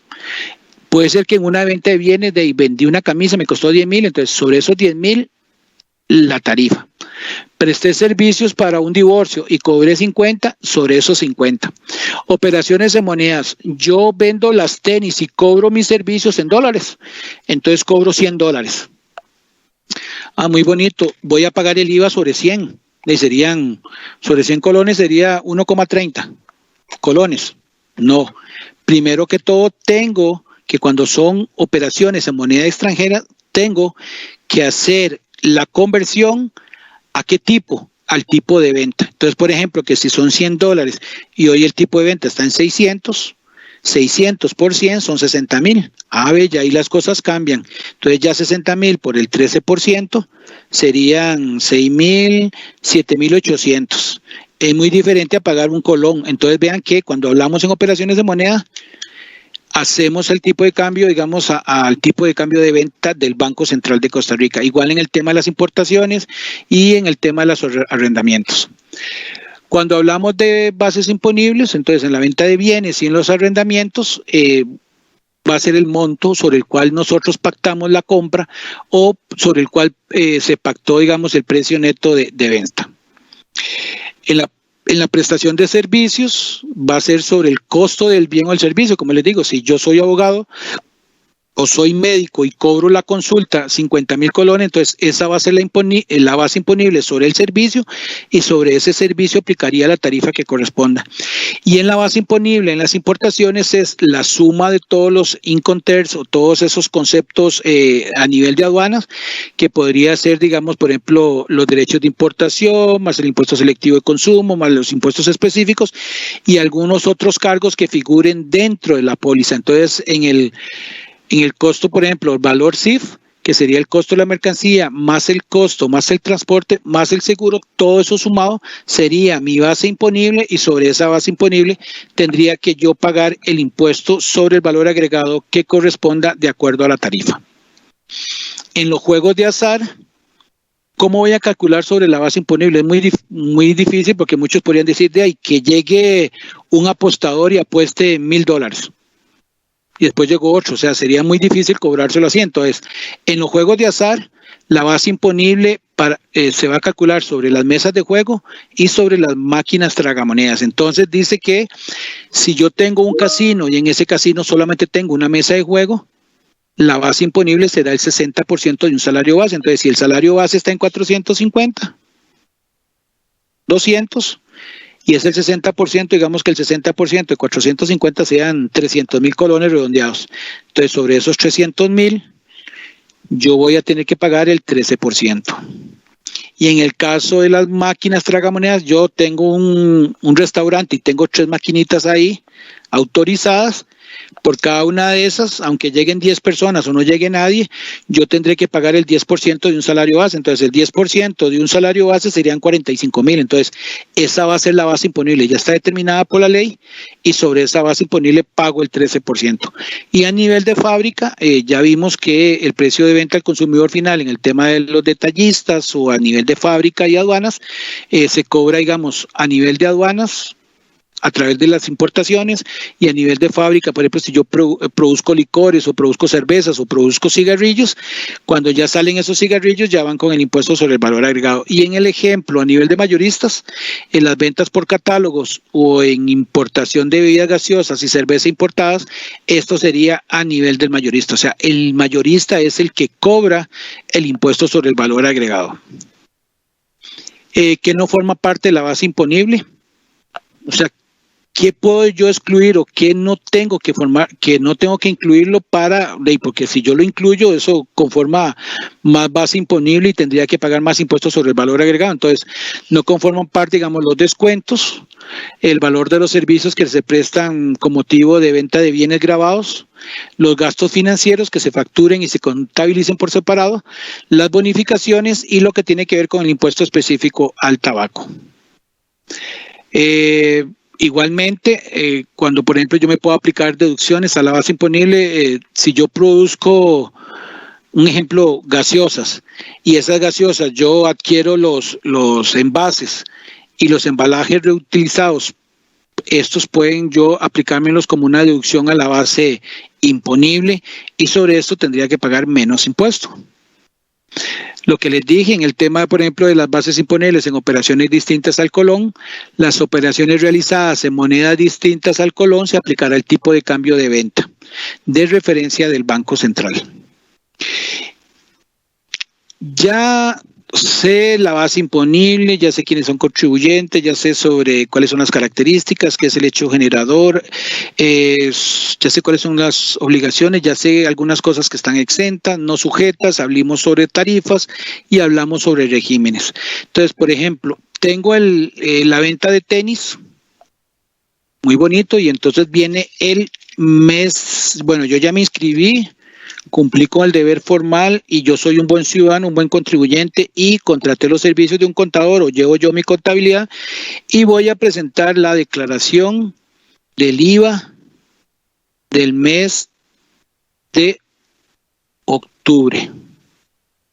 Entonces, todo lo que yo vendí en la tienda, digamos que vendí 10 millones de colones. Del 1 de octubre al 31 de octubre, todo lo que yo vendí en este plazo. ¿Por qué? Porque el impuesto sobre el valor agregado es un impuesto mensual. ¿Qué quiere decir eso? Que yo lo tengo que autoliquidar, declarar y pagar cada mes. Si yo inicié actividades económicas en marzo, no es que voy a pagar el IVA de enero y de febrero, no, yo estoy iniciando en marzo, tendría que pagar y presentar la declaración de marzo y ahí sucesivamente. Entonces, ¿cómo determine yo el impuesto? Mi débito fiscal, que va a ser el IVA cobrado sobre mis ventas. Entonces, por ejemplo, en este caso, digamos que las ventas de mi tienda fueron 10 millones de colones. Esta va a ser, ¿cómo se llama? El total de las ventas. Si yo vendí esos 10 millones grabados, al cual le apliqué el 13%, eso quiere decir que yo voy a tener de IVA cobrado 1.300.000. O sea que en mi contabilidad tengo 11.300.000 colones. Entonces, estos 10 millones van a formar parte de mi base para el impuesto sobre la renta. Y el 1.300.000 que corresponde al 13% de la base imponible, este va a ser mi débito fiscal. O sea, lo que yo le toque entregar al fisco sería mi débito fiscal, que sería 1.300.000. Entonces, el total de las ventas de bienes o en la prestación de servicios y no exentos por la tarifa correspondiente. Entonces, acordémonos que yo puedo tener ventas por exportación, ventas exentas y ventas grabadas. Veámoslo así como un ejemplo muy sencillo, es el de la tienda, que esos 10 millones de colones, si fueron todos grabados, o sea que no hay personas exentas ni no sujetas o que no tienen tarifas diferenciadas, sino que todas mis ventas están grabadas con un 13%, yo debería tener 1.300.000 de IVA cobrado. ¿De quiénes? De todos mis consumidores, de todas las personas que llegaron a comprar a la tienda. Pero tengo otro escenario. De esos 10 millones de colones, digamos que llegó la caja y la caja está exenta. Entonces la caja me compró el 50% de esos 10 millones. Entonces vean que esos 10 millones ya van ahora a estar, ¿cómo van a estar compuestos? Un 50% exentos y un 50% grabado. Eso quiere decir que yo siempre, cuando autoliquido mi declaración del IVA, tendré que poner cuánto de mis ventas fueron grabadas, cuántos fueron exentas y cuántas fueron por exportación, porque al final mi base imponible, aunque sean siempre 10 millones de colones, una parte no estaba grabada con el impuesto sobre el valor agregado porque estaba exento y otra parte es porque yo exporté. Entonces, sobre lo que se va a calcular mi débito fiscal al final sería por mis ventas grabadas. Y mi crédito fiscal vendría a ser el IVA pagado en mis compras, porque supongamos que yo hago las tenis.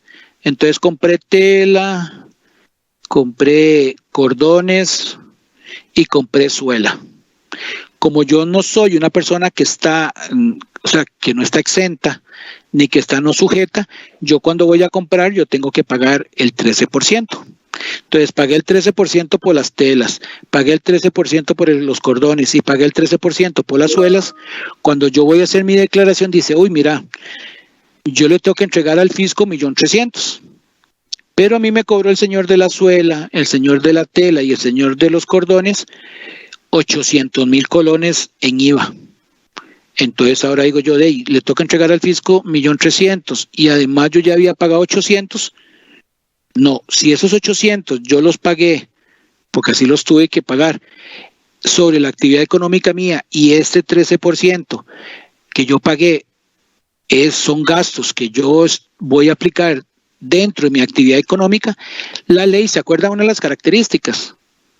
Que era lo de la deducción plena. Ahí quiere decir que si yo estos 800.000 yo me los puedo acreditar como un crédito fiscal. Entonces, si tengo un débito fiscal por 1.300.000 y tengo un crédito fiscal por 800, me va a generar un impuesto a pagar por 500. El impuesto siempre fue en 1.300.000, solamente que yo podría decir que de ese 1.300.000 que yo le toca entregar al fisco, ya el fisco tiene por terceros, si no hay evasión, no hay elusión y todos dentro de esta vida armoniosa le entregamos al fisco lo que correspondía y esas 3 personas le entregaron los 800.000, entonces ya el fisco tiene 800 y tenía que tener 1.300.000, entonces ahora solamente a 1.300.000 le quito los 800 y me da el impuesto a pagar que serían 500.000. Eso es lo que yo le tengo que entregar al fisco. Siempre, al principio siempre le tuve que entregar 1.300.000, solamente que ya el fisco tiene 800.000 colones. ¿Cuáles son los requisitos de esos créditos fiscales? Ya habíamos dicho que quienes hayan iniciado actividades sujetas al IVA y estén en un proceso preoperativo, esto se lo puede sumar dentro del periodo de prescripción.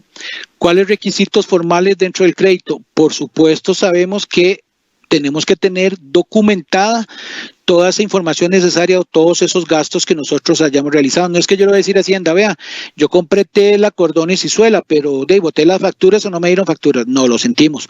Si usted quiere aplicarse eso como un crédito fiscal, tiene que tener la documentación necesaria como respaldo de los créditos fiscales, ¿verdad? Y aquí tendríamos que tener las facturas electrónicas, los comprobantes electrónicos, en el caso de las importaciones, el documento aduanero que nosotros pagamos y en el tema de la recaudación, el impuesto realmente pagado. O sea, toda esa documentación necesaria va a ser requisitos formales por si llega Hacienda y le dice, Renato, porque usted se acreditó 800.000, ve, aquí tengo los documentos, entonces no hay ningún problema. ¿Cuáles limitaciones hay? Entonces ya vimos que solamente me podría aplicar como crédito fiscal todo lo relacionado en la venta de bienes y servicios exclusivamente con mi actividad.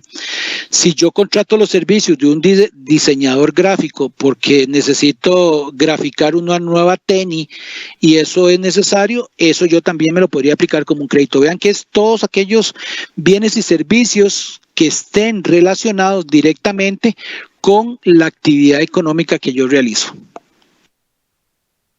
¿Cuáles tenemos restricciones? Sí, en cuantía y también, por ejemplo, cuando hay compras de joyas, de alimentos, que yo gasto en espectáculos, traslado de hotelería, vehículos, y le quiero meter al fisco todos esos IVAs, yo los puedo meter. Solamente que acuérdense que esto es una limitación y una restricción. Cuando venga Hacienda y comienza a revisar cuáles gastos son realmente necesarios para la actividad económica suya y vean que usted metió un IVA porque compró unas joyas, porque pasaba comiendo, porque iba los fines de semana al cine, porque iba a la playa o a un hotel, esos IVA son gastos míos, no de mi actividad económica, entonces yo no me los podría incluir. Vean que todos estos temas que hemos visto están muy detallados y muy claramente en la ley en cada uno de esos artículos. Si queremos ver el tema, digamos, de los créditos, están detallados desde el artículo 18 hasta el artículo 28. El tema, digamos, de las tarifas en el artículo 10 y en el artículo 11. Vamos a ver, ok, aquí lo vemos muy sencillito en estas operaciones, ¿verdad? Por ejemplo, yo vendo el 100% de mis ventas grabadas con el 13%, entonces tengo un débito fiscal por 1.300.000 y tengo créditos fiscales porque el 100% de mis compras estaban grabadas al 3%, entonces digamos que yo tengo que entregar al fisco 1.300.000, el crédito fiscal es por 910 y yo le tendría que entregar al fisco 390.000 colones. Puede ser en algunos casos que mi débito fiscal, porque yo venda por ejemplo, le vendí todo a una institución exenta, digamos a la caja, de ahí no voy a tener ningún débito fiscal. ¿Por qué? Porque yo todo lo vendí exento, pero sí pagué con impuesto del IVA, entonces esos 910.000 que se ven en esta gráfica me podría generar un crédito a favor que yo puedo, se me sea devuelto a través, digamos, de tributación, o si yo lo quiero utilizar, lo puedo aplicar en los meses siguientes o lo puedo utilizar también, digamos, para el pago de otros impuestos. Un tema sumamente importante que entró con la de la reforma tiene que ver con el tema de la proporcionalidad y de la prorrata. Vamos a quedar muy claros con este tema porque si yo compro al 13 y vendo al 13, estoy trabajando a una misma tarifa, no necesito conocer mucho el tema de la proporcionalidad y la prorrata. Si yo vendo al 2 y compro al 2, tampoco, porque eso quiere decir que me puedo aplicar un 2% y no hay ningún problema. Si compro al 4 y vendo al 4, tampoco. Y si vendo el 1 y compro el 1, tampoco. ¿Cuándo vamos a ver el tema de lo que es la proporcionalidad y lo de la prorrata, que es muy claro en el artículo 24 de la ley 96/35 y en el artículo 34 al 36 del reglamento del impuesto sobre el valor agregado? Cuando nosotros manejemos tarifas diferenciadas y tarifas regulares, o sea que tenemos una mezcolanza o una mezcla de todas las tarifas. Compro al 13, vendo al 13, compro al 4, vendo al 4, vendo al 2, vendo al 1, o sea, cuando hay una mezcla de todas las tarifas. Entonces, cuando tengo tarifas iguales, no tengo que aplicar proporcionalidad ni tengo que aplicar prorrata. La proporcionalidad y la prorrata yo las aplico cuando manejo tarifas plenas y tarifas diferenciadas o una mezcla de ambas, tanto en las compras como en las ventas. Entonces, vamos a ver un ejemplo sencillito. Entonces, la empresa Óptica Buenavista brinda servicios de óptica, vende lentes oftálmicos, lentes de contacto, soluciones salinas, líquidos para limpieza de anteojos, lubricantes para lentes y aros. Entonces, podríamos decir que vende lentes de contacto, bueno, podríamos decir que entre esos lentes vende Ray-Ban y los Ray-Ban están grabados a un 13%. Entonces, ahí ya vemos que tenemos una tarifa del 13%. Pero dice que tenemos lentes oftálmicos y lentes de contacto que son medicamentos. Entonces esos tienen una tarifa del 2. Tal vez el mismo,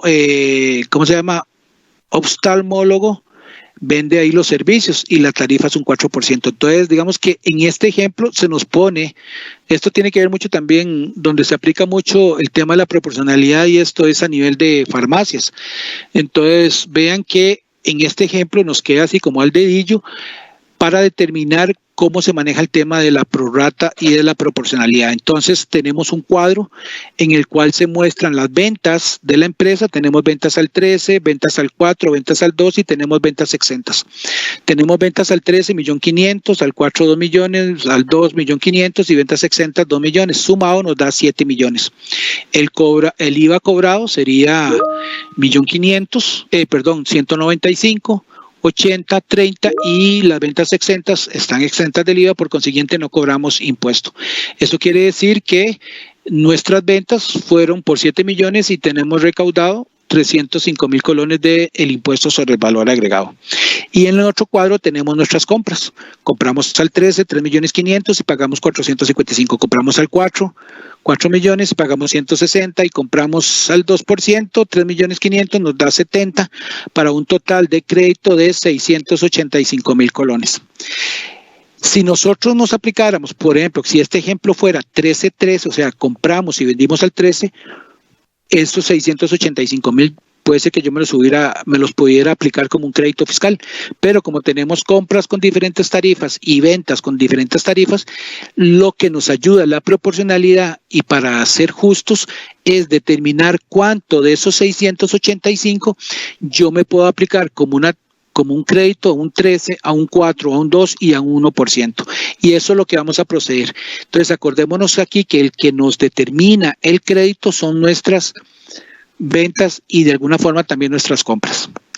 Entonces, vamos a ver el ejemplo. Primero tenemos que sacar la proporcionalidad, o sea, cuánto de estas ventas representan ventas al 13, cuánto al 4 y cuánto es al 2 y cuánto las ventas exentas. Entonces, tenemos ventas al 13, 1.500.000, 2 millones, 1.500.000 y 2 millones nos da un total de 7 millones. Para poder determinar la proporcionalidad necesitamos dividir cada uno de esos montos entre el monto total. Entonces cogemos 1.500.000, lo dividimos entre 7 y eso nos da 21.43. Hacemos lo mismo con 2 millones, nos da 28.57.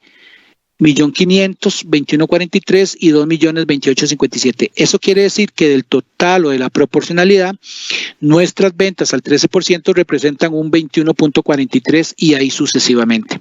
Ya sacamos la proporcionalidad y lo que nos corresponde ahora es determinar cuánto de aquel crédito, ¿se acuerdan? El crédito de los 685.000, yo me los puedo aplicar con mis compras al 13, al 4, al 2 y ahí sucesivamente. Entonces hacemos el cálculo para el prorrateo.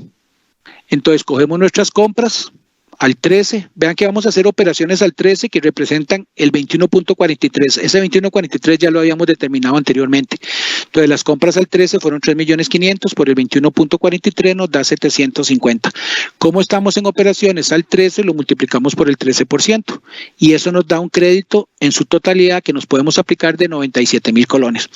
Como hicimos compras al 4 y compras al 2, pero estamos en operaciones al 13, solamente nos podemos aplicar o un 4 o un 2%. No nos podemos aplicar el 13%, entonces hacemos las compras al 4.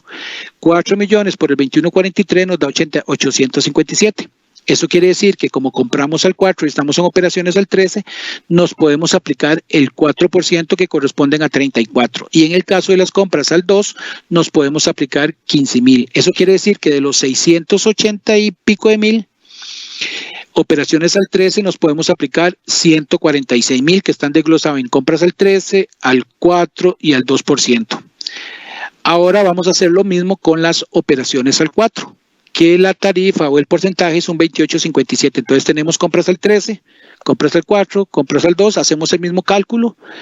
Solamente que ahí vean que estamos en operaciones al 4 y si yo compré al 13 no me puedo aplicar el 13%. ¿Por qué? Porque estoy en operaciones. Solamente me puedo aplicar un 4 o por debajo de un 4.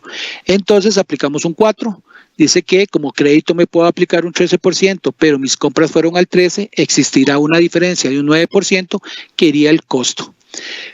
En operaciones al 4 y estoy en compras al 4, me puedo aplicar todo. Entonces los 45.000 me los puedo acreditar como un crédito fiscal. Y después las compras al 2%, igual lo aplico y como está por debajo de mis operaciones del 4, me puedo aplicar un 2% y esto correspondería a 19.000. Sumo y mis operaciones al 4 con compras al 13, compras al 4 y compras al 2, me podría aplicar como un crédito fiscal 105.709 colones. Y al costo iría el 9% de la diferencia de las compras al 13%. Y para terminar, haríamos los cálculos para las operaciones al 2%, que representan un 21.43. Entonces las compras al 13 hago el mismo cálculo. Como estoy en operaciones del 2, solamente me puedo aplicar un 2%, no me puedo aplicar ni un 13 ni un 4, solamente un 2%. Entonces hago el cálculo 3 millones por el 21 me da 750, por el 2% me puedo aplicar como crédito en operaciones al 2 con compras al 13 solamente 15,000 colones y el restante 11% irían al costo. Las compras al 4, igual hago el mismo cálculo, solamente que aquí solamente me puedo aplicar el 2%, entonces el 2% serían 17 y el otro restante 2% iría al costo. Y las compras al 2 serían 15,000 colones y como ahí estoy en compras y en operaciones al 2, estoy digamos a una misma tarifa, me podría aplicar el crédito de 15,000 colones. Al final totalizo y me puedo aplicar 47,000 como crédito y 99,000 irían al costo. Y por último tenemos un procedimiento de verificación que aunque no lo determina la ley, pero aquí nosotros lo incluimos para ver que realmente esos cálculos que nosotros hicimos nos da el monto. Entonces acordémonos que yo me podía acreditar 685,000 colones, pero necesito determinar cuánto de esos 685 yo me lo puedo aplicar con operaciones al 13, cuántas al 4 y cuántos al 2%. Entonces, el primer cuadro nos da un total de cuánto me puedo aplicar yo al 13, al 4 y al 2%. Sumado da 299. Pero acordémonos que existían unas partes que iban al costo. Entonces, por ejemplo, al 13% no iba nada al costo porque me podía aplicar el 13%. En el caso del 4%, esos 89 representan el 9% del 13% y las operaciones del 2% representan esos 99, tanto el 2% de las operaciones del 4 y el 11% de las operaciones del 13%. Y después las operaciones exentas, igualmente, se aplican y sumado ya eso daría 385. ¿Qué quiere decir esto en síntesis? Que de los 685 yo me puedo aplicar como un crédito fiscal dentro del periodo 299 y los restantes 385 irían al costo. El formulario es el 104 versión 2 que se encuentra en ATV. Si durante un mes no hay información a reportar, existe la obligación, que no se les olvide, de que existe el deber formal y la declaración, si no hay actividades, se tiene que presentar en cero. La declaración debe presentarse y cancelarse dentro de los 15 días naturales siguientes a la conclusión del mes. Entonces, vence octubre, tengo 15 días naturales del mes de noviembre y ahí sucesivamente para la presentación, autoliquidación, presentación y pago del impuesto sobre el valor agregado. En el caso de los pagos a cuenta, ya habíamos dicho que cuando yo recibo pagos a través de tarjetas y voy a hacer efectivo esos vouchers, la administradora de tarjetas me va a aplicar una retención que puede ir desde el 0% hasta el 6%. Se exceptúa, digamos, del pago de cuenta o que me retengan de las tarjetas los contribuyentes que se encuentren adscritos al régimen de tributación simplificado y que realice algunos contribuyentes que realizan operaciones no sujetas o exentas al cobro del impuesto sobre el valor agregado. Plazos y formas, el saldo, como les dije, lo puedo utilizar para compensar, puedo pedir la devolución o en otros supuestos lo puedo utilizar dentro de la misma declaración del impuesto sobre el valor agregado para minimizar o pagar menos impuestos sobre el valor agregado. La devolución del impuesto va... en este caso es para los no domiciliados, algún domiciliado que venga aquí a Costa Rica a participar de algún evento en medicina y paga el IVA en entradas para acceso a eventos, hoteles, todo lo que tenga que ver con ese congreso o con esa feria, podría no cobrarse o que se le devuelva el impuesto sobre el valor agregado a nivel, digamos, de lo pagado cuando esos gastos estén vinculados a esas asistencias, a esas ferias. Ya dijimos lo del reembolso a los consumidores finales en salud privada y veterinaria. Y el artículo 85 constituye una infracción cuando yo me niego a aceptar como pago. No, aquí hay que dejar claro que tributación no puede obligar a que usted tenga un datáfono. Esto es más que todo por competencia, por mercadeo, de que aquel que tiene un datáfono y recibe tanto pago de efectivos como pagos de tarjetas, tiene más opción a hacer más ventas. Entonces aquí lo que se sanciona es que aunque usted tenga el datáfono, no lo utiliza como medio de pago. Entonces ahí Hacienda, la sanción sería un salario base. Y por último, para concluir, tenemos el esquema de dónde consigo yo la declaración o dónde puedo buscar o localizar la declaración del impuesto sobre el valor agregado. Entonces ingresamos a la página del Ministerio de Hacienda, www.hacienda, entramos al icono de ATV, entramos, se nos da la bienvenida al portal donde ponemos el número de identificación, la contraseña, ingresamos y automáticamente el sistema nos da la opción de trámite para entrar a las declaraciones. Ahí se nos van a desplegar todas las declaraciones de impuestos y dentro de esas se encuentra el 104 versión 2, que es el impuesto sobre el valor agregado. Vean que ahí ustedes van a encontrar declaraciones porque muchos contribuyentes han preguntado, qué raro, ya no existe el impuesto final sobre las ventas, pero dentro de los formularios está el IVA. Porque acordémonos que hay muchos contribuyentes que pudiesen presentar declaraciones antes de la reforma. Entonces, esos contribuyentes tendrán que presentar ese formulario. Y posterior a la reforma, que ya es a partir de julio del 2019, los contribuyentes tendrían que presentar el IVA. Entonces, por eso están las dos declaraciones. Procedo a llenar el formulario. El formulario se me va a desplegar. Es un formulario, digo yo que larguito, en el cual vienen las ventas del periodo, vienen las compras del periodo, viene la determinación del impuesto, porque estas casillas automáticamente el sistema me lo dice. Y vean que en esa casilla donde está la manita dice devolución del IVA por servicios de salud privados. Y por último viene la liquidación. Cuando yo ya termino, le doy validar, automáticamente el sistema verifica sumas y restas y procede a hacer la presentación, de mandarme un mensaje que dice, señor contribuyente, ¿desea presentar la declaración? Entonces yo le doy presentar y automáticamente esa declaración se presenta al Ministerio de Hacienda, a mí me llega un acuse de recibido y una copia del formulario.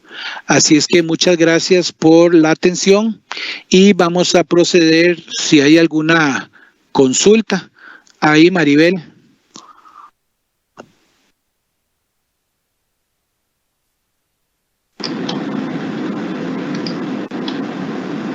Renato. Señora. Tenemos aquí una consulta de don Rigoberto para hacer unas dos consultitas de las que quedan acá. Él se refiere al ejemplo de las camisas y dice qué pasa si él compra telas, botones, bueno, todos los insumos a nivel nacional, con el IVA, y la producción que hace de camisas son para exportación. Dice que en ese caso, ¿qué sucede con el crédito fiscal que tenga por las compras que ha realizado? Ok, acordémonos que ahí si yo exporto no voy a cobrar el IVA, entonces no voy a tener un débito sobre el cual aplicarme el crédito, pero igualmente yo tengo que autoliquidar mi declaración, presentar mi declaración y eso me va a generar a mí un crédito fiscal. Supongamos que don Rigoberto, aparte de eso, paga otros impuestos como renta, entonces ese crédito que se le generó ahí a don Rigoberto puede utilizarlo para compensar a renta o para pagar los pagos parciales o pagar algún otro impuesto, o también podría solicitarle a la administración tributaria, dice, vea, es que yo vendo el 100% de mi mercadería exportada, por consiguiente no voy a generar, entonces el crédito que yo pagué por no estar exento, necesito que me lo devuelvan. Entonces la administración, don Rigoberto procede a hacer un trámite de devolución de impuestos ante la administración tributaria en la cual está escrita, la administración hace el estudio y procede a devolverle y a depositarle el monto del saldo que el contribuyente está pidiendo. Aquí sí hay que tener mucho cuidado que cuando nosotros pedimos algo es porque realmente existe, es un saldo líquido exigible que nosotros podemos pedirlo. Si no es líquido y no es exigible, tener cuidado porque aquí el ministerio podría sancionarnos porque le estamos pidiendo algo que no existe y algo que no es líquido exigible. Entonces aquí, como les digo, lo pueden compensar ese saldo a favor o pueden solicitar que se les devuelva con el pago de intereses. Perfecto. Ahora consulta anónimo, ¿qué pasa en las ventas a las juntas de educación o a las asociaciones de desarrollo que se consideran ventas exentas? Entonces, ¿dan o no dan derecho a crédito, según lo que ya se ha dicho de las ventas exentas? Ok, aquí ya vimos, por ende, de que la ley es muy clara en el artículo 8, en el artículo 9, cuando hablamos de exenciones y de no sujetos que, por ejemplo, la Junta de Educación del Colegio de Moravia va a comprar una computadora. Entonces, él cuando llega a comprar la computadora, de ahí el que va a llegar a comprar la computadora es Renato. Entonces Renato tendrá que venir con una nota o con una exención de que él representa a la Junta de Educación y que va a comprar una computadora. Esa nota o esa exención le da el respaldo a la empresa que vende las computadoras para que no cobre el impuesto sobre el valor agregado, y va a ser respaldo para también para la Junta de que no tenga que pagar el impuesto sobre el valor agregado. Igualmente, cuando nosotros le vendemos a personas exentas, la ley es muy clara en los artículos que les dije anteriormente, en el tema, por ejemplo, de cuáles nos da derechos a los créditos fiscales. Entonces, en la ley sí es muy clara, por ejemplo, a partir de los artículos, por ejemplo, el artículo 15 me habla sobre la determinación, cuáles son las limitaciones y los requisitos de esos créditos, ¿verdad? Porque tenemos que tener muy claro esos requisitos. En el artículo 20 nos habla específicamente sobre los requisitos formales, y después ya a partir del artículo 21 me dice cuáles operaciones me dan derecho al crédito fiscal. Igualmente, cuáles me dan o no me dan derecho al crédito fiscal. Vea que esto está muy detallado también en los transitorios. Entonces, en muchos casos, aunque la ley al principio decía que por ejemplo, que si yo compraba el 13 y digamos yo tenía una tarifa del 1% y le vendía a personas exentas, no, igualmente en algunos casos sí me genera crédito fiscal que yo me puedo aplicar como un crédito deducible del impuesto créditos aplicables al impuesto sobre el valor agregado. Perfecto, gracias Renato. Y bueno, no sé, aquí tenemos una, no sé, doña Yenori me dice si para terminar, dice, ¿qué sucede si en la empresa dicen que está malo su datáfono y solo poseen un medio único de pago, que es el efectivo y no ningún otro? Ay, qué difícil, ¿verdad? Porque eso lo vamos a encontrar siempre. ¿Quién nos asegura a nosotros que es real o que es mentiras? ¿Y qué pasaría si esta persona que nos está preguntando llevara solamente tarjeta y no tienen datáfono? O sea, sería un poco difícil, ¿verdad? Entonces, muchas veces los mismos contribuyentes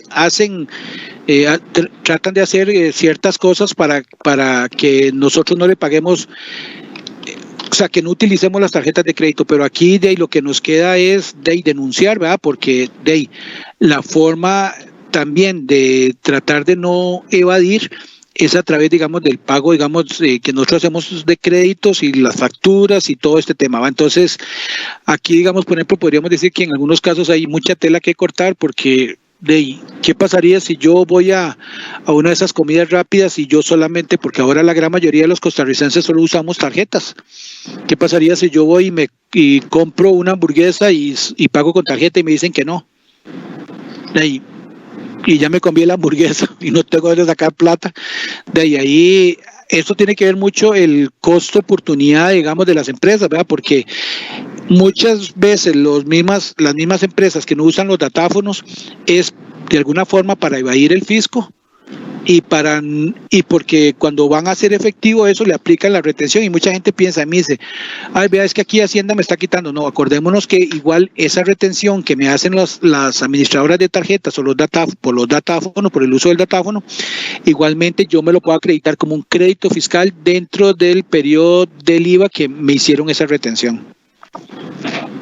Renato, y recordar también, ¿verdad?, de que el usuario, el consumidor está en todo el derecho de hacer la denuncia, ¿verdad? Si en el momento de la compra, pues no tiene otra alternativa que comprar en efectivo, pero luego tiene el derecho y el deber ciudadano también de denunciar ese tipo de negocios, ¿verdad? Porque ahora ya la ley establece una sanción en cuanto a los contribuyentes que no aceptan este medio como pago, ¿verdad? Uh-huh. Y esas se hacen en la página de Hacienda, en la página principal, en la esquina superior izquierda hay un icono que se llama Denuncie Ya. Ahí puede plantear las consultas sobre cualquier irregularidad o cualquier decisión que consideren en su carácter de consumidor. Sí, aquí es importante también decirles a ustedes que muchas veces nosotros dicen, ay, qué pereza, tengo que poner el nombre y todo eso, la denuncia. No, las denuncias son anónimas. Ustedes solamente ponen la información general para que Hacienda pueda llegar y efectivamente Hacienda lo que hace es valorar, por ejemplo, las denuncias, ¿verdad?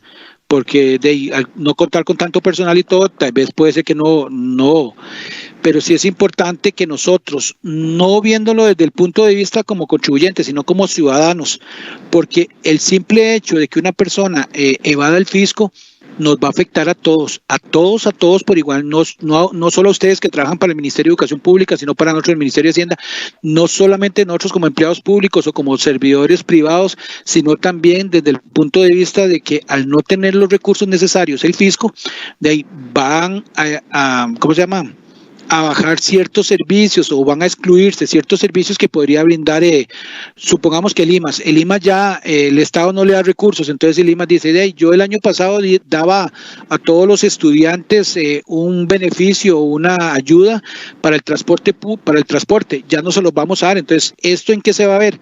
En una cadena en que podría haberse afectado ¿quiénes? Los estudiantes ya van a comenzar a decir, no, ya si a mí no me dan esa beca, yo ya no voy a estudiar, y al final del cabo, ¿eso en qué recae? En que nosotros también como educadores nos podríamos ver afectados.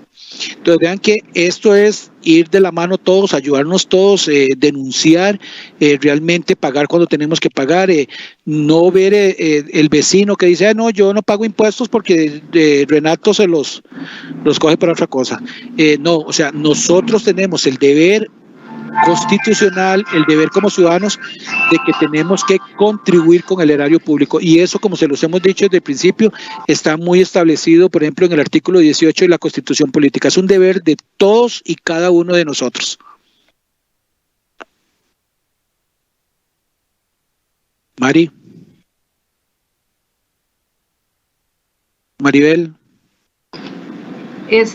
Ya le va a plantear ya la última para cerrar, okay. Una Daniela.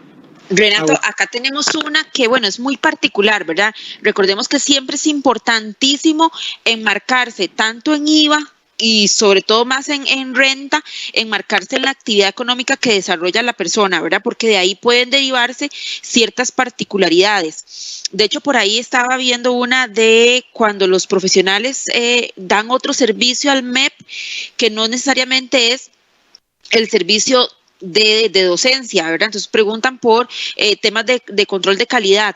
Esas consultas así tan específicas es mejor elevarlas por medio de info y asistencia, porque habría que analizar bien cuál es el servicio para ver qué tarifa le toca, ¿verdad? Y tengo aquí una que es muy particular, quizás a ver si Renato tiene algún ejemplo, porque en esta que sí está por el tipo de actividad precisamente es un poquito complejo. Dice, para efectos académicos y prácticos, ahora hay muchos profesionales independientes que sus ventas son un producto no tangible.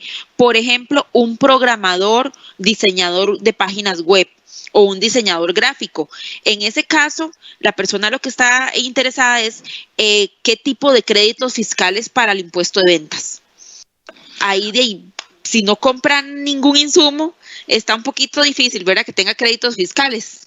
Sí, digamos, puede ser que, supongamos que yo compre como yo lo que doy son servicios digitales, de ahí puede ser que la computadora se me descomponga y tenga que comprar una tarjeta. Entonces, esa tarjeta sí, o puede ser que alguna otra persona me brinde algún servicio que también yo me lo podría aplicar, pero sí... De mantenimiento, Renato, como sí. El mantenimiento mensual de la computadora. Sí, mantenimiento, okay. Esas cosas sí, pero ya por ejemplo, que es que, como dijo Daniel ahora... O si pagara licencias por el uso de algún programa específico para diseño. Sí, por ejemplo, si yo pago una licencia y me cobran a mí el IVA o algo así, entonces yo me lo puedo acreditar porque es necesario para la actividad que... Por eso, como dijo ahora Daniel, hay que tener muy claro cuál es mi actividad económica y qué es mi servicio, mi actividad que yo realizo y qué me puedo aplicar, porque por aplicarnos nos podemos aplicar todo. O sea, me compré, mientras estaba haciendo la página, me compré un cono y me cobraron el IVA, un ejemplo, entonces lo puedo, no. O sea, de acuerdo a la actividad económica mía, como dicen, de si yo lo que hago soy programador y es un poquito más difícil determinar, pero sí hay ciertas cosas que son muy tangibles que nosotros podemos determinar dentro de cada una de las actividades económicas. Hay otras que son un poquito más difíciles, pero siempre lo podemos. Cuando tenemos alguna duda o alguna consulta así muy específica, como dijo Daniel ahora, nosotros podemos hacer la consulta a través de, digamos, de las administraciones tributarias o de la Dirección General de Tributación cuando exista algo que pudiera afectarnos de alguna forma, digamos, a través de la ley, ¿ve? Y nosotros tenemos derecho también a consultar. Entonces, por el simple hecho de que yo consulte, no me van a cobrar impuestos. O sea, es un derecho que yo tengo y yo puedo consultar y la administración está en la obligación de responderme lo que yo consulto.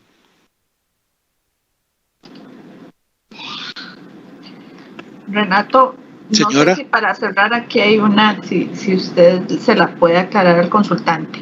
Pregunta, ¿el impuesto de la recolección de residuos lo paga el consumidor final? Ejemplo, si se paga en una municipalidad el servicio de recolección de residuos, la municipalidad aplicará el impuesto correspondiente al consumidor final. Ok, aquí son cosas totalmente diferentes. Podemos ver que, digamos, las municipalidades son administraciones tributarias, solamente que la administración, por ejemplo, yo vivo en Tibás, entonces la municipalidad de Tibás me da ciertos bienes y ciertos servicios. Uno de esos servicios es la recolección de basura. Entonces, sobre la recolección de la basura, ella me cobra una tasa. Esa tasa, digamos, me cobra, digamos, un monto sobre el servicio. Ese servicio no está grabado con el impuesto sobre el valor agregado. Ese IVA que se refiere, por ejemplo, la ley 9635 específicamente sobre tratamientos especiales, es sobre empresas que reciclen y digamos, y el servicio de recolección de basura. Pero, por ejemplo, el servicio que me da a mí la municipalidad, ese no. Perfecto. Bueno, yo creo que ya hasta aquí abarcamos la gran mayoría de consultas. No sé, doña Yenori, si tiene alguna observación sobre los temas o al respecto. No, hombre, más bien, compañeros, muchísimas gracias, de verdad, y más agradecida no puedo estar.